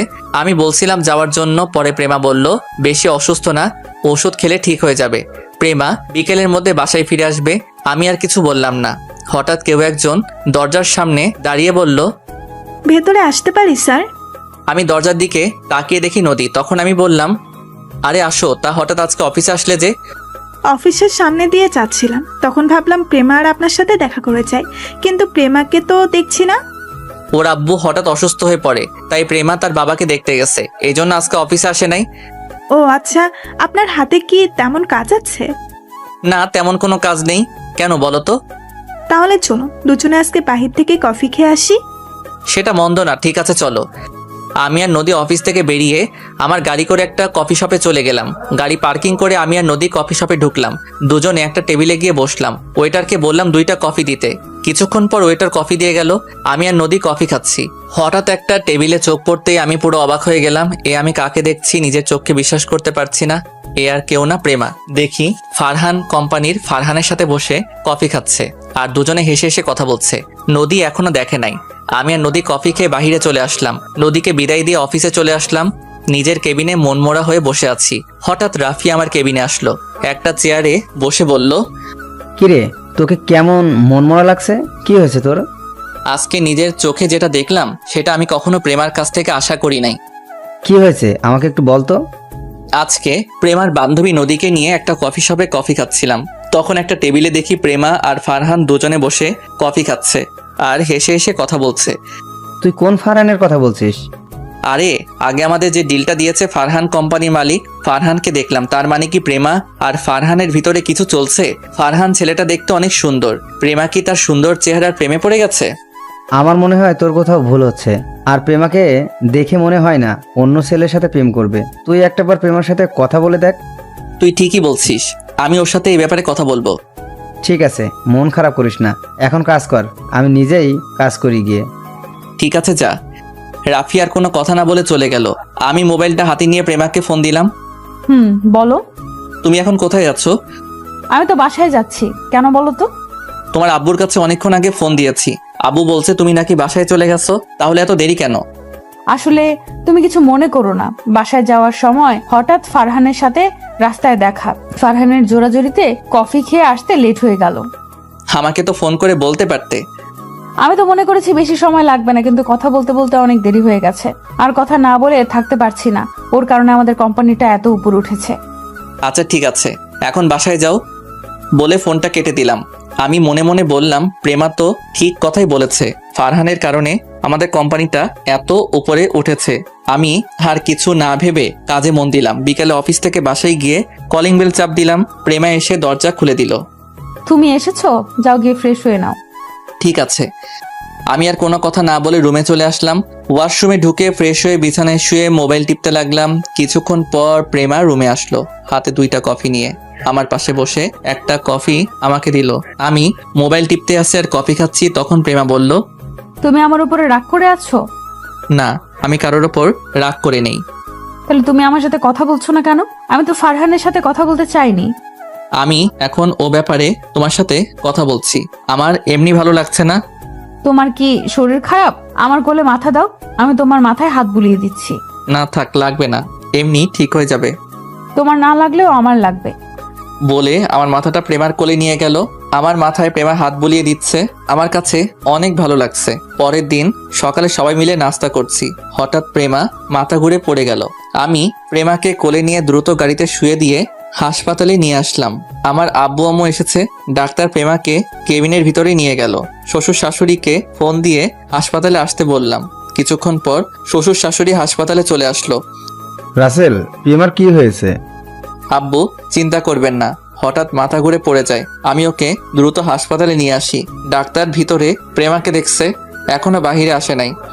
কিছুক্ষণ পর একজন ডাক্তার বেরিয়ে আসলো। আমি ডাক্তারের কাছে গিয়ে বললাম, ডাক্তার, আমার প্রেমার কি হয়েছে? তখন ডাক্তার হাসতে হাসতে বলল, আরে চিন্তার কোনো কারণ নেই, আপনাদের জন্য একটা খুশি সংবাদ আছে। খুশির সংবাদ মানে? আপনি বাবা হতে চলেছেন, এখনই সবাইকে মিষ্টি খাওয়ান। ডাক্তার, আপনি সত্যি বলছেন আমি বাবা হতে চলেছি? তবে ওকে বাড়ি কাজ করতে দেওয়া যাবে না, এতে আপনার সন্তানের ক্ষতি হতে পারে। ঠিক আছে ডাক্তার, আমরা কি প্রেমার সাথে দেখা করতে পারি? অবশ্যই, আর আপনারা এখনই তাকে বাসায় নিয়ে যেতে পারেন। ধন্যবাদ ডাক্তার। ডাক্তার আর কোনো কথা না বলে চলে গেল। আমরা সবাই প্রেমার কেবিনে ঢুকলাম। সবাই অনেক খুশি। আব্বু আম্মু, দাদা দাদি হবে, শ্বশুর শাশুড়ি, নানা নানি হবে। আম্মু গিয়ে প্রেমার পাশে বসে বলল, এখন কেমন লাগছে মা? মাথাটা কেমন ঘুরছে? সমস্যা নেই, কিছুক্ষণ পর ঠিক হয়ে যাবে। আরো কিছুক্ষণ কথা বলে প্রেমাকে বাসায় নিয়ে আসলাম। শ্বশুর শাশুড়ি তাদের বাসায় চলে গেল। আমি প্রেমাকে বিছানায় শুয়ে কিছুক্ষণ রেস্ট নিতে বললাম। 2 দিন পর সবাই বসে রাতের খাবার খাচ্ছি। তখন প্রেমা বলল, আব্বু আম্মু, আমি কালকে থেকে অফিসে বসতে চাই। তুমি তো অসুস্থ, তুমি কিভাবে অফিসের কাজ করবে? আমি এখন সুস্থ আছি, আর হতে এখনো অনেক দেরি আছে। তুমি কি পারবে অফিসে কাজ করতে? আমি না পারলে তুমি তো আছো। ঠিক আছে মা, তুমি যা বলবে তাই হবে। আমিও আর কিছু বললাম না। খাবার খেয়ে নিজের রুমে চলে আসলাম। রুমে এসে বিছানায় শুয়ে মোবাইল টিপতে লাগলাম। কিছুক্ষণ পর প্রেমা রুমে আসলো। আমাকে পিছন থেকে জড়িয়ে ধরলো। আচ্ছা প্রেমা, তুই বাচ্চা না হওয়া পর্যন্ত বাসায় থাকলে কি হয়? আমি বাসায় থেকে কি করব? আমার বাসায় ভালো লাগছে না, আর এখনো তো অনেক দেরি আছে বাচ্চা হতে।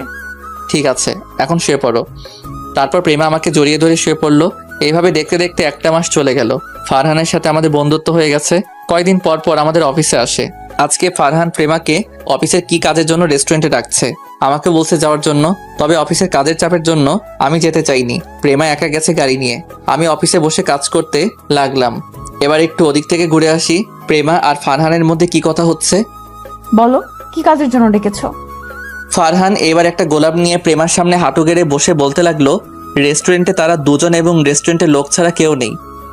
প্রেমা, আমি তোমাকে প্রথম যেদিন আমার অফিসে দেখি সেদিন থেকে আমার তোমাকে ভালো লাগে। এরপর আস্তে আস্তে তোমাকে ভালোবেসে ফেলেছি। প্লিজ তুমি আমাকে ফিরিয়ে দিও না, আমি সত্যি তোমাকে অনেক ভালোবাসি। এটা তুমি কি বলছো? আমি তোমাকে বন্ধু ছাড়া অন্য কিছু কখনো ভাবিনি। আর তুমি জানো আমার স্বামী আছে, আমার পেটে রাসেলের সন্তান। তুমি কি করে এ কথা বলতে পারলে? আমি তোমার কাছে এরকম একটা কথা কখনো আশা করি নাই। আমি জানি তোমার স্বামী আছে, তোমার পেটে রাসেলের সন্তান। তুমি চাইলে রাসেলকে ডিভোর্স দিয়ে দাও, আমি তোমার সন্তানের কোনো ক্ষতি করতে বলবো না। আর ওই রাসেলের কি আছে? আমার সব কিছু আছে। আমি তোমাকে অনেক সুখে রাখবো। তোমাকে আমি অনেক ভালো মনে করছি, কিন্তু তুমি যে এতটা খারাপ তা আমার জানা ছিল না। আমি রাসেলকে নিয়ে অনেক সুখেই আছি। আজকে থেকে তুমি আমার সাথে কোনো যোগাযোগ করবে না। আমি চাই না তোমার কারণে আমার সংসারে অশান্তির সৃষ্টি হোক। তুমি কি জানো, তুমি অফিসে না থাকলে তোমার স্বামী অফিসে কি করে? তোমার স্বামী তোমার বান্ধবী নদীর সাথে প্রেম করে। এটা আমি কখনো বিশ্বাস করি না। রাসেলকে আমি ভালো করে চিনি, সেরকম কাজ কখনো করবে না। আমি জানতাম তোমার বিশ্বাস হবে না। ঠিক আছে, আমার সাথে তোমার অফিসে চলো, তারপর দেখবে তোমার স্বামী অফিসে বসে কি করে। আমার স্বামীর উপর অনেক বিশ্বাস আছে আমার। ঠিক আছে, তুমি যখন বলছো তাহলে চলো। তারপর প্রেমা আর ফারহান অফিসে আসতে লাগলো। আর এদিকে আমি অফিসে বসে কাজ করতে আসি। হঠাৎ নদী আমার কেবিনের সামনে এসে বলল, ভিতরে কি আসতে পারি? আরে নদী, তুমি আসো, বসো। নদী ভিতরে ঢুকে একটা চেয়ারে বসলো। কি ব্যাপার, আজকে প্রেমাকে দেখছি না যে? প্রেমা কোথায়? প্রেমা অফিসের কাজের জন্য ফারহান কোম্পানির সাথে দেখা করতে গেছে। ও, তা বলো কি খাবে, চা না কফি? কফি হলে চলবে। আমি পিয়নকে ফোন দিয়ে বললাম 2টা কফি নিয়ে আসতে। কিছুক্ষণ পর পিয়ন কফি নিয়ে আসলো। দুজনে বসে কফি খেতে লাগলাম। রাসেল, তোমার সাথে আমার কিছু কথা আছে। কি কথা বলো? আসলে তোমাকে যেদিন না বুঝে থাপ্পড় মারি, সেদিন থেকে আমার কেমন জানি লাগছে। তোমার সাথে কথা বলতে আমি তোমাকে ভালোবেসে ফেলেছি। এটা তুমি কি বলছো নদী? আমার বিয়ে হয়ে গেছে, আর প্রেমা যদি এটা জানতে পারে তাহলে তোমাকে অফিসে আর আসতে দিবে না এবং তোমার সাথে বন্ধুত্ব নষ্ট করে দিবে। তোমাকে সত্যি আমি অনেক ভালোবেসে ফেলেছি। প্লিজ তুমি আমাকে ফিরিয়ে দিও না। তুমি প্রেমার বান্ধবী দেখে কিছু করলাম না, তা না হলে এখনই ঘাট ধাক্কা দিয়ে অফিস থেকে বের করে দিতাম। ঠিক আছে, তুমি যখন আমাকে ভালোবাসতে পারবে না তাহলে আমাকে একটাবার জড়িয়ে ধরবে প্লিজ। তুমি না করো না, আমি আর কখনো তোমার কাছে ভালোবাসার কথা বলবো না। আমি ভাবলাম জড়িয়ে ধরতে তো বলছে, এর থেকে তো বেশি কিছু বলে নাই। ঠিক আছে, শুধু বন্ধু বলে জড়িয়ে ধরতে বললাম। নদী চেয়ার থেকে উঠে আসলো, আমিও দাঁড়িয়ে গেলাম। আপনাদের একটা কথা বলে রাখি, নদীর কথাগুলো আমার কেমন খটকা লাগলো, তাই আমার মোবাইলের অডিও চালু করে রাখলাম। এতক্ষণ নদী আমার সাথে কি কথা বলছে সব মোবাইলে সেভ করে রাখলাম। নদী আমাকে জড়িয়ে ধরলো, হঠাৎ কেউ একজন হাততালি দিয়ে কেবিনের ভিতরে ঢুকলো। তা আমি নদীকে ছাড়িয়ে দেখি প্রেমা আর ফারহান আমাদের কেবিনে। প্রেমা, তুমি কখন আসলে? কেন, আমি আসাতে বুঝি তোদের সমস্যা হয়ে গেছে? প্রেমা, তুমি আমার কথাটা আগে শুনো। কি শুনবো তোর কথা? আমি তোকে অনেক বিশ্বাস করেছি, কিন্তু তুই শেষ পর্যন্ত আমাকে ধোকা দিলি কেন রে? আমি কি তোকে কম ভালোবাসা দিয়েছি তার জন্য তুই নদীর সাথে কেবিনে বসে রোম্যান্স করবি? প্রেমা, তুমি আমাকে ভুল ভাবছো, আমাদের মধ্যে কিছুই নেই। আগে আমার কথাটা শোনো। আমি তোর কোনো কথা শুনতে চাই না, তুই একটা ধোঁকাবাজ। তোকে ভালোবেসে বিয়ে করে আমি জীবনের বড় ভুল করেছি। আমি ধোঁকাবাজ না, আমি তোমাকে অনেক ভালোবাসি। এর ফাঁকে ফারহান আর নদী কেবিন থেকে বেরিয়ে চলে গেল। তাহলে এই ছিল তোর ভালোবাসা? লাস্ট পর্যন্ত আমার বান্ধবীর সাথে এরকম করলি? তুই আজকে বাসায় আয়, আমি তোর মতো বেইমানের সাথে আর সংসার করব না। এই বলে প্রেমা কেবিন থেকে বেরিয়ে গেল, আমাকে সত্যটা বলার সুযোগ দিল না। আমি দাঁড়িয়ে না থেকে প্রেমার পিছনে কেবিন থেকে বেরিয়ে আসলাম। অফিস থেকে বেরিয়ে দেখি প্রেমা গাড়ি চলে গেছে। আমি ম্যানেজারের গাড়ি নিয়ে প্রেমার পিছনে যেতে লাগলাম। যেতে যেতে দেখি প্রেমা তাদের বাসায় আসলো। প্রেমা বাড়ির ভিতরে ঢুকে গেল, আমি তার পিছনে বাসার ভিতরে ঢুকলাম। আমার আগে প্রেমা ভিতরে ঢুকে গেল। আমি গাড়ি পার্কিং করে দরজার সামনে দাঁড়িয়ে কলিং বেল চাপ দিলাম। কিছুক্ষণ পর শ্বশুরবাড়ির কাজের লোক দরজা খুলে দিল। আমি ভিতরে ঢুকে দেখি শ্বশুর শাশুড়ি সোফায় বসে কফি খাচ্ছে আর গল্প করছে। আমাকে দেখে শ্বশুর বলল, আরে রাসেল, প্রেমার কি হয়েছে? দেখলাম কান্না করতে করতে রুমে চলে গেল। তোমার সাথে কিছু হয়েছে? আসলে আব্বু, আমাদের মাঝে একটু ভুল বোঝাবুঝি হয়েছে। প্রেমা সত্যটা না জেনে আমাকে ভুল বুঝছে। কি এমন হয়েছে তোমাদের মধ্যে যে প্রেমা তোমাকে ভুল বুঝলো? আমি শ্বশুর শাশুড়িকে অডিওটা শোনালাম। তখন শ্বশুর বলল, আমার মনে হয় নদী তোমাদের সংসার ভাঙতে চেয়েছে। নদী আমাদের সংসার কেন ভাঙবে? আচ্ছা, নদীর সাথে তোমাদের কিছু হয়েছে? একদিন নদীর সাথে আমি অফিসে ধাক্কা খাই। সেদিন নদী আমাকে না চিনে গায়ে হাত তোলে। তখন প্রেমা এটা শুনে নদীকে 2টা থাপ্পড় মারে।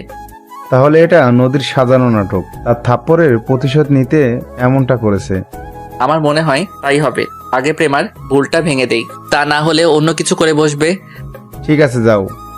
আমি আর কোনো কথা না বলে উপরে প্রেমার রুমের সামনে এসে বললাম, প্রেমা দরজা খুলো, তুমি একটাবার আমার কথাগুলো শোনো। প্রেমা রুমের ভিতর থেকে বলল, তুই এখানে কেন এসেছিস? তুই আমাদের বাসা থেকে বেরিয়ে যা, আমি তোর সাথে কথা বলতে চাই না। আমি তোমার সাথে 2টা মিনিট কথা বলবো, তারপর তুমি আমাকে যেটা খুশি করো। আমি তোমাকে বাধা দিব না, একটাবার তুমি দরজাটা খোলো। প্রেমা কি বুঝে দরজা খুলে দিল। আমি ভিতরে ঢুকে দেখি প্রেমা বিছানায় বসে কান্না করছে। আমাকে বলল, কেন এসেছিস এখানে? তুই তোর নদীর কাছে যা। আমাকে ফারহান বলেছে সব, তুই নাকি খারাপ, কিন্তু আমার তোর প্রতি বিশ্বাস ছিল তুই এমন কাজ করবি না। কিন্তু অফিসে এসে নিজের চোখে যেটা দেখলাম, তারপর আমার সব কিছু এলোমেলো হয়ে যায়। আমার সাথে নদীর কোনো সম্পর্ক নেই। তুমি জানো নদী আজকে অফিসে এসে আমাকে কি বলেছে? কি বলেছে নদী? তাহলে শুনো। আমি মোবাইল থেকে অডিও চালু করে দিলাম।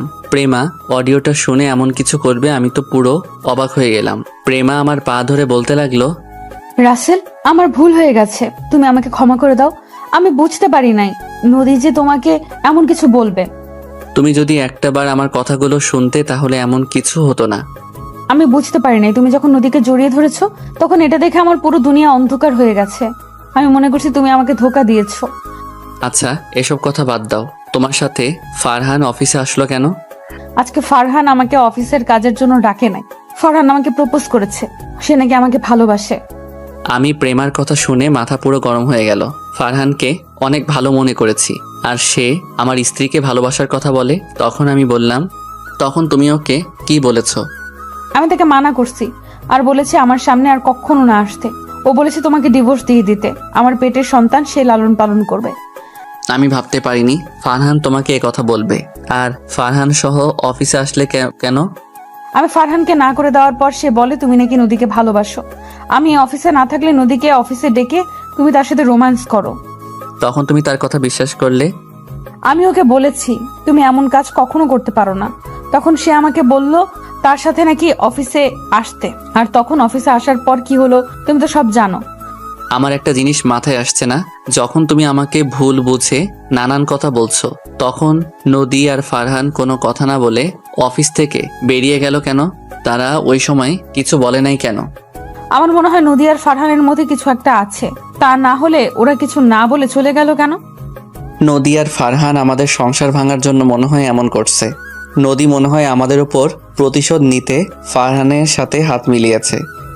আমারও তাই মনে হয়। এখন কি করে ওদের ধরা যায়? আমি আর তুমি যে মিলে গেছি এটা ওদের বুঝতে দেওয়া যাবে না। তুমি ফারহান আর নদীর সাথে আগের মতো কথা বলবে, তাদের কাছ থেকে সত্যি কথা বের করতে হবে।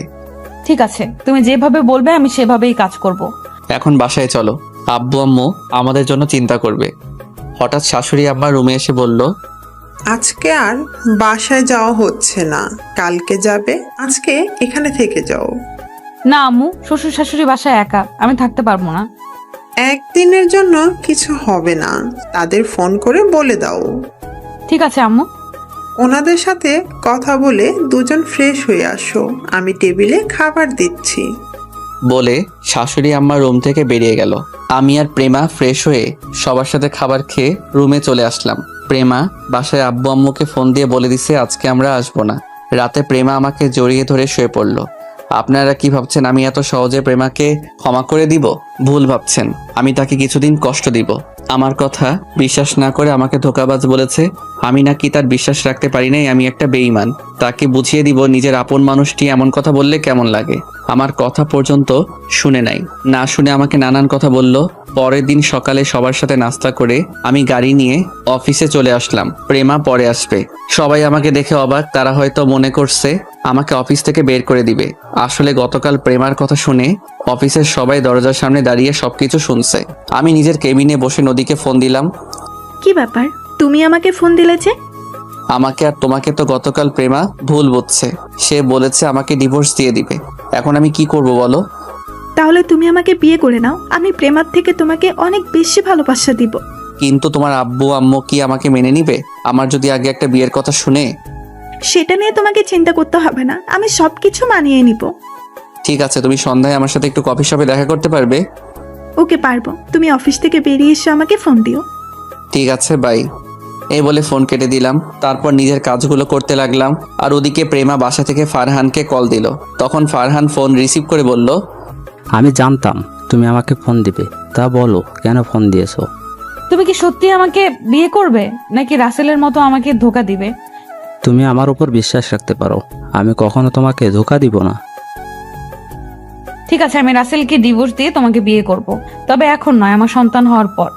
ফারহান মনে মনে বলতে লাগলো, আমি তোকে কিছুদিন ভোগ করব, তারপর এমনি তোকে ছেড়ে দিব।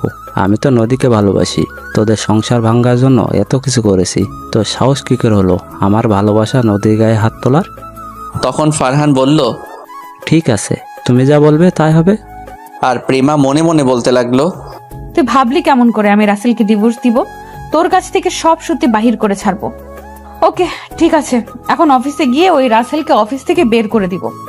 আমি তো তোমাকে আগেই বলেছি রাসেল ছেলেটা ভালো না, তুমি আমার কথা বিশ্বাস করলে না। আজ ওকে সবার সামনে অপমান করে অফিস থেকে বের করে দিবে। ঠিক আছে, বাই। এই বলে প্রেমা ফোন কেটে দিল। মনে মনে বলল, কুত্তার বাচ্চা, তো সাহস কি করে হয় আমার স্বামীকে অপমান করে বের করে দিতে বললি? রাসেল আমার জান। এই সব কিছু ভাবতে ভাবতে গাড়ি নিয়ে অফিসে চলে আসলো। আর আমি অফিসের কাজ করতে লাগলাম। প্রেমা আমার কেবিনে সোজা আসলো, একটা চেয়ারে বসে বলল, আমি ফারহানের সাথে কথা বলেছি। তো কি কথা বলেছো? তারপর আমাকে সব খুলে বলল। ওকে, এখন অফিসের সবার সামনে দিয়ে আমাকে অফিস থেকে বের করে দাও। আমি কিছুদিন অন্য জায়গায় থাকবো। কিন্তু তোমাকে ছাড়া আমি থাকবো কেমন করে? আরে আমাদের তো ফোনে কথা হবে। আর এই ফারহান আর নদীকে উচিত শিক্ষা না দিলে আমার মন কখনো শান্ত হবে না। আমি ওদের তিলে তিলে কষ্ট দিব। আমাদের সুখী সংসার ভাঙতে আসে। ঠিক আছে, এখন তুমি তৈরি হয়ে নাও। আমি প্রেমার কথা মতো নিজেকে ঠিক করে নিলাম। তারপর প্রেমা আমাকে কেবিন থেকে বের করে সবার সামনে বলল, তোকে অফিসে আসতে কে বলেছে? তোর মতো ছেলেকে আমি বিয়ে করে অনেক বড় ভুল করেছি। তুই এখনই অফিস থেকে বেরিয়ে যা, আমি সময় মতো তোর ডিভোর্স পেপার পাঠিয়ে দেব। প্রেমা, আমার ভুল হয়ে গেছে, আমাকে তুমি মাফ করে দাও। আর জীবনে এমন কাজ কখনো করব না। আমাকে আর একটা বার সুযোগ দাও। তোর মতো ছেলেকে বিশ্বাস করে আমি জীবনের বড় ভুল করেছি। আমি তোকে আর বিশ্বাস করি না, তুই এখনই বের হয়ে যা অফিস থেকে। ঠিক আছে, আমি চলে যাচ্ছি। তুমি ভালো থেকো। আমার থেকে ভালো ছেলে পেলে বিয়ে করে নিও। এ কথা বলে আমি অফিস থেকে বেরিয়ে গেলাম। আপনাদের মাথায় এখন কিছুই ঢুকবে না, গল্পের সাথে থাকুন, সব দেখতে পাবেন আমাদের প্ল্যান কি করেছি। আমরা তাদের শাস্তি তো দিবই, আমরা আরও জিনিস তাদের সাথে করব। আমি অফিস থেকে বেরিয়ে একটা রিক্সা নিয়ে বাসায় চলে আসলাম। কলিং বেল চাপ দেওয়ার পর আম্মু এসে দরজা খুলে দিল। আমাকে দেখে বলল, কি রে রাসেল, তুই আজকে এত তাড়াতাড়ি অফিস থেকে চলে আসলি যে? প্রেমা কোথায়? আম্মু আমি তোমাকে পরে সব কিছু খুলে বলবো, আমি আগে একটু রুমে গিয়ে ফ্রেশ হয়ে নেই। ঠিক আছে, যা। আমি আর কোনো কথা না বলে রুমে এসে ফ্রেশ হয়ে বিছানায় শুয়ে মোবাইলটা হাতে নিয়ে প্রেমাকে ফোন দিলাম। বলো। অফিসের লোকজন কিছু বলেছে? বলেছে। তারা বলল তোমার মতো ছেলেকে অফিস থেকে বের করে দিয়ে অনেক ভালো কাজ করেছি, এদের মতো ছেলেকে পুলিশে দেওয়া উচিত। তখন তুমি কি বলেছো? আমি ওদের বলেছি যার যার জায়গায় গিয়ে কাজ করতে, আমারটা আমি দেখে নেব। তুমি জানো ওদের কথা শুনে আমার অনেক খারাপ লাগছে, আমি কেবিনে এসে কান্না করে দিলাম। আরে এত কান্না করো কেন? পরে সবাইকে বুঝিয়ে বললে ঠিক হয়ে যাবে। আমাদের যত তাড়াতাড়ি সম্ভব কাজটা শেষ করতে হবে। আর আমাদের সন্তান তোমার পেটে, 2-3 মাস পর থেকে তো আর তুমি অফিসে আসতে পারবে না। ঠিক বলেছো। আচ্ছা এখন রাখি, ফারহান কল দিচ্ছে। ওকে ঠিক আছে। আর আমি যেভাবে বলেছি সেভাবে কথা বলে যাবে। আমি সন্ধ্যায় নদীর সাথে দেখা করব। ওকে ঠিক আছে, আল্লাহ হাফেজ। আল্লাহ হাফেজ বলে ফোনটা কেটে দিলাম। দুপুরে আব্বু আম্মুর সাথে বসে খাবার খেতে লাগলাম। তখন আব্বু বলল, কিরে তুই বাসায়, প্রেমা কোথায়? আসলে আব্বু, প্রেমা 1 মাসের মতো বাসায় আসবে না। কেন, কি হয়েছে ওর? তারপর আব্বু আম্মুকে সবকিছু খুলে বললাম। তবে তুই সবসময় প্রেমাকে চোখে চোখে রাখবি, ওই ছেলে যেন প্রেমার কিছু করতে না পারে। সেটা নিয়ে তোমাদের চিন্তা করতে হবে না, আমি প্রেমার পিছনে সবসময় লোক লাগিয়ে রাখবো। ঠিক আছে, এখন খাবার খেয়ে নে। আমি খাবার খেয়ে রুমে চলে আসলাম। সন্ধ্যায় আব্বু আম্মুকে বলে বাসা থেকে বেরিয়ে একটা রিক্সা নিয়ে রেস্টুরেন্টের সামনে চলে আসলাম। এবার আপনাদের একটা কথা বলি, নদীর সাথে বন্ধুত্ব করার পরে নদী আমাকে ভালোবেসে ফেলে। আপনারা হয়তো বলবেন আমি জানতাম কেমন করে। আসলে নদী রাইসার বিয়ের সময় একটা মেয়ের সাথে কথা বলতে শুনেছি। আমি তখন এটা ওটা জায়গায় নিয়ে সাজাতে গেলে তাদের কথাগুলো শুনতে পাই। নদীর সাথে মেয়েটা নদীকে বলেছে, ওর তো বউ আছে, দেখে মনে হচ্ছে দুজন দুজনকে পাগলের মতো ভালোবাসে। তুই তাকে কিভাবে মনের কথা বলবি? তখন নদী বলল, আমি আগে প্রেমার চোখে রাসেলকে খারাপ বানাবো, তারপর রাসেলকে আপন করে নিব। তখন ওই মেয়েটা বলল, তুই কিভাবে রাসেলকে প্রেমার চোখে খারাপ বানাবি? তখন নদী বলল, সেটা সময় হলেই জানতে পারবি। আরো অনেক কাহিনী আছে, সাথে থাকেন, দেখতে পাবেন। এখন আপনাদের মাথায় কিছুই ঢুকবে না। আমি রেস্টুরেন্টের ভিতরে ঢুকে একটা টেবিলের সামনে গিয়ে চেয়ার টেনে বসলাম। কিছুক্ষণ পর নদী আসলো, আমার সামনের চেয়ারে বসে বলল, বলো কেন ডেকেছ? তোমার জন্য তো প্রেমা আমাকে ভুল বুঝেছে, আমাকে আজকে অফিস থেকে বের করে দিয়েছে। এখন আমি কি করব? সমস্যা নেই, তুমি আমাদের অফিসে কাজ করো, দুজনে মিলে অফিসটা চালাবো। তোমার আব্বু কিছু বলবে না? আমার উপরে আব্বু কখনো কথা বলে না। আজকে তোমাকে আমি একটা সত্যি কথা বলি, আসলে আমি তোমাকে অনেক আগে থেকেই ভালোবাসি, কিন্তু প্রেমার কারণে বলতে পারি না। প্রেমা সারাক্ষণ আমাকে প্যারার উপরে রাখে। কি তুমি সত্যি বলছো? আমি সত্যি বলছি। তুমি জানো আমিও তোমাকে অনেক আগে থেকে ভালোবাসি, কিন্তু প্রেমার জন্য বলতে পারি নাই। আসলে প্রেমাকে আমার একটু ভালো লাগে না, ওর থেকে মুক্তি পেয়ে অনেক ভালো লাগছে। প্রেমার আগে যদি তোমাকে দেখতাম তাহলে তোমাকে বিয়ে করতাম। তাহলে আমার কাজটা করা ঠিক হয়েছে? মানে কি কাজ? আরে তোমাকে জড়িয়ে ধরা, তা না হলে তো প্রেমা তোমাকে ছেড়ে দিত না। একদম ঠিক কাজ করেছো, এখন আমি তোমাকে বিয়ে করে নিব। ঠিক আছে, আমি আব্বু আম্মুর সাথে কথা বলবো। এখন বলো না, আগে তোমার অফিসে কাজ করি 1 মাসের মতো, তোমার বাবার মন জয় করি, তাহলে তোমার আব্বু বিয়েতে রাজি হবে। ঠিক বলছো, তুমি কালকে আমাদের অফিসে চলে এসো। আচ্ছা ঠিক আছে। তারপর আরো কিছুক্ষণ কথা বলে রেস্টুরেন্ট থেকে বেরিয়ে নদীকে বিদায় দিয়ে আমার এক বড় ভাইয়ের কাছে গেলাম। তিনি সবসময় ভালো কাজ করে। আরে রাসেল, তুমি হঠাৎ আমার এখানে? ভাইয়া, আমার কয়েকজন লোক লাগবে আমার স্ত্রীকে চোখে চোখে রাখার জন্য। কেন, তোমার পেছনে কেউ লাগছে? আমাকে শুধু একবার বলো, একবারে উচিত শিক্ষা দিয়ে দেবো। আসলে ভাইয়া তেমন কিছু না। তারপর ভাইয়াকে সবকিছু খুলে বললাম। সমস্যা নেই, আমার লোক সবসময় তোমার বউয়ের পিছনে পিছনে থাকবে। ভাইয়া তোমাকে কত দিতে হবে? একটা থাপ্পড় দেবো। তুই ভাবলি কি করে আমি তোর কাছে টাকা নিব? তুই না থাকলে আমি এতক্ষণ ওপরে থাকতাম। ঠিক আছে ভাইয়া, আমি ঠিকানা দিয়ে যাচ্ছি, সকালে বলবেন এই বাসার সামনে চলে যেতে। আমার বউ লোক দেখে চিনে ফেলবে, কিন্তু ফারহান যেন বুঝতে না পারে। সমস্যা নেই, তুই এখন বাসায় চলে যা, সকালে আমার লোক তোর বউয়ের বাসার সামনে চলে যাবে। ধন্যবাদ ভাইয়া, আমি এখন আসি। এই বলে ভাইয়ার ওখান থেকে চলে আসলাম। আসলে আমি একদিন অফিস থেকে আসার সময় রাস্তায় দেখি ভাইয়াকে কিছু ছেলে মারতে আসছে, তখন আমি ওখানে ছুটে গেলাম। আমি ওদের সবাইকে মারতে লাগলাম। ছেলেগুলো মার খেয়ে দৌড় দিয়ে পালালো। সেই থেকে ভাইয়ার সাথে পরিচয়। রাতে সবার সাথে খাবার খেয়ে রুমে এসে বিছানায় শুয়ে মোবাইল হাতে নিয়ে দেখি প্রেমা অনেকগুলো ফোন দিচ্ছে, তাই ফোন ব্যাক করলাম। বলো, এত ফোন দিছো কেন? তুমি এতক্ষণ কোথায় ছিলে? আমি কতগুলো ফোন দিছি। আসলে আমি খাবার খাচ্ছিলাম, মোবাইল রুমে ছিল। তা এখন কি করো? এই তো রুমে এসে বিছানায় শুয়ে তোমার সাথে কথা বলছি। তুমি কি করো? খাবার খেয়ে রুমে এসে তোমাকে ফোন দিচ্ছি, কিন্তু তুমি ফোন রিসিভ করো নাই। আমার একা একা ঘুমাতে ভালো লাগছে না, তুমি একটু আসবে? এখন তোমার বাসায় গেলে তোমার আব্বু আম্মু কি বলবে? আরে আব্বু আম্মু তো ঘুমিয়ে গেছে মনে হয়। তুমি প্লিজ আসো, তোমাকে ছাড়া আমার ঘুম আসছে না। ঠিক আছে, আসছি বলে ফোন কেটে দিলাম। আমি বিছানা থেকে নেমে একটা জামা গায়ে দিয়ে বাইকটা নিয়ে শ্বশুর বাড়িতে চলে আসলাম। দারোয়ান আমাকে দেখে বলল, আরে রাসেল বাবা, তুমি এত রাতে আসলে যে? আসলে চাচা, প্রেমার সাথে দেখা করতে এসেছি, ওকে না দেখে থাকতে পারি না। ঠিক আছে, যাও। তবে চাচা, শ্বশুর শাশুড়ি যেন এটা কখনো জানতে না পারে। সমস্যা নেই, কেউ জানবে না। ধন্যবাদ চাচা, আর এই 1000 টাকা রাখুন। লাগবে না বাবা, এমনি তুমি আমাকে অনেক টাকা দিয়েছো। আরে রাখুন চাচা, মনে করেন আপনার ছেলে দিয়েছে। চাচা টাকাটা রাখলো। তারপর আমি দরজার সামনে এসে প্রেমাকে ফোন দিয়ে বললাম দরজা খোলার জন্য। কিছুক্ষণ পর প্রেমা এসে দরজা খুলে দিল। আমার হাত ধরে ভিতরে ঢুকিয়ে দরজা লাগিয়ে রুমে নিয়ে আসলো। তারপর এমন কিছু করবে সেটা আমি কখনো ভাবিনি। প্রেমা আমাকে রুমে ঢুকিয়ে জড়িয়ে ধরে ঠোঁটের সাথে ঠোঁট লাগিয়ে দিল। দুজন দুজনকে জড়িয়ে ধরে কিস করতে লাগলাম। প্রায় 5 মিনিট পর ছেড়ে দিলাম। তোমাকে ছাড়া ঘুম আসছে না, এখন আমাকে জড়িয়ে ধরে শুয়ে পড়ো। আরে তোমার আব্বু আম্মু আমাকে দেখলে কি বলবে? সমস্যা নেই, আমি তোমাকে সকাল ভোরে ঘুম থেকে জাগিয়ে দেব। ঠিক আছে, এখন বলো, ফারহানের সাথে আর কথা হয়েছে? হয়েছে। আমি অফিস থেকে ওকে ফোন দিয়ে বলেছি তোমাকে অফিস থেকে বের করে দিছি, কয়েকদিন পর ডিভোর্স পেপার পাঠিয়ে দিব। তখন ফারহান কি বলল? সে বলেছে আমি অনেক ভালো করেছি তোমাকে বের করে দিয়ে, এখন আমাকে বিয়ে করে নতুন করে সংসার শুরু করবে। ওকে ভালো করে বিয়ে করাবো। ওকে উচিত শিক্ষা না দেওয়া পর্যন্ত আমার মন শান্তি হবে না। নদীর সাথে তোমার কি কথা হয়েছে? তারপর সবকিছু খুলে বললাম। তাহলে তো ভালোই। তুমি যদি গতকাল রাতে আমাকে ওই কথাগুলো না বলতে, তাহলে আমি এসব ব্যাপার জানতাম না। ফারহান ছেলেটাকে অনেক ভালো মনে করছি। আর তোমাকে কালকে থেকে কিছু লোক ফলো করবে তোমার নিরাপত্তার জন্য। ফারহান যাতে কিছুই বুঝতে না পারে, ওকে তোমার শরীরে টাচ করতে দিবে না কখনো। আমি ভুলেও ওকে আমার হাত ধরতে দিব না। আমি বলবো যে যা হবে বিয়ের পর। ঠিক আছে, এখন ঘুমিয়ে পড়ো। তারপর প্রেমা আমাকে জড়িয়ে ধরে শুয়ে পড়লো। দেখতে দেখতে 10টা দিন চলে গেল।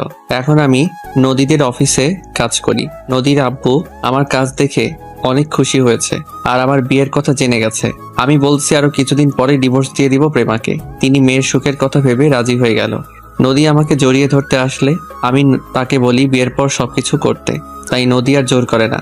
আর ওদিকে প্রেমা ফারহানের সাথে আমার কথা মতো কাজ করে যাচ্ছে। লোকগুলো সবসময় প্রেমার আশেপাশে থাকে। প্রেমার সাথে প্রতিদিন রাতে ফোনে কথা হয়।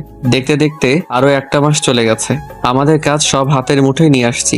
সবকিছু কিছুক্ষণ পর জানতে পারবেন। হঠাৎ নদী আমার কেবিনে আসলো, একটা চেয়ারে বসে বলল, আমার জানটা কি করে? দেখতেই তো পারছো কাজ করছি। তুমি আমার সাথে এভাবে কথা বলছো কেন? আমি আবার কিভাবে কথা বললাম? তুমি তো দেখতেই পারছো কাজ করছি। ঠিক আছে, তুমি কাজ করো, আমি আমার কেবিনে গেলাম। আরে রাগ করছো কেন? আমি একটা জায়গায় মিলাতে পারছি না, তাই মাথা গরম ছিল। এখন মিলাতে পারছি। প্লিজ তুমি রাগ করো না। তুমি রাগ করলে পেতনির মতো লাগে।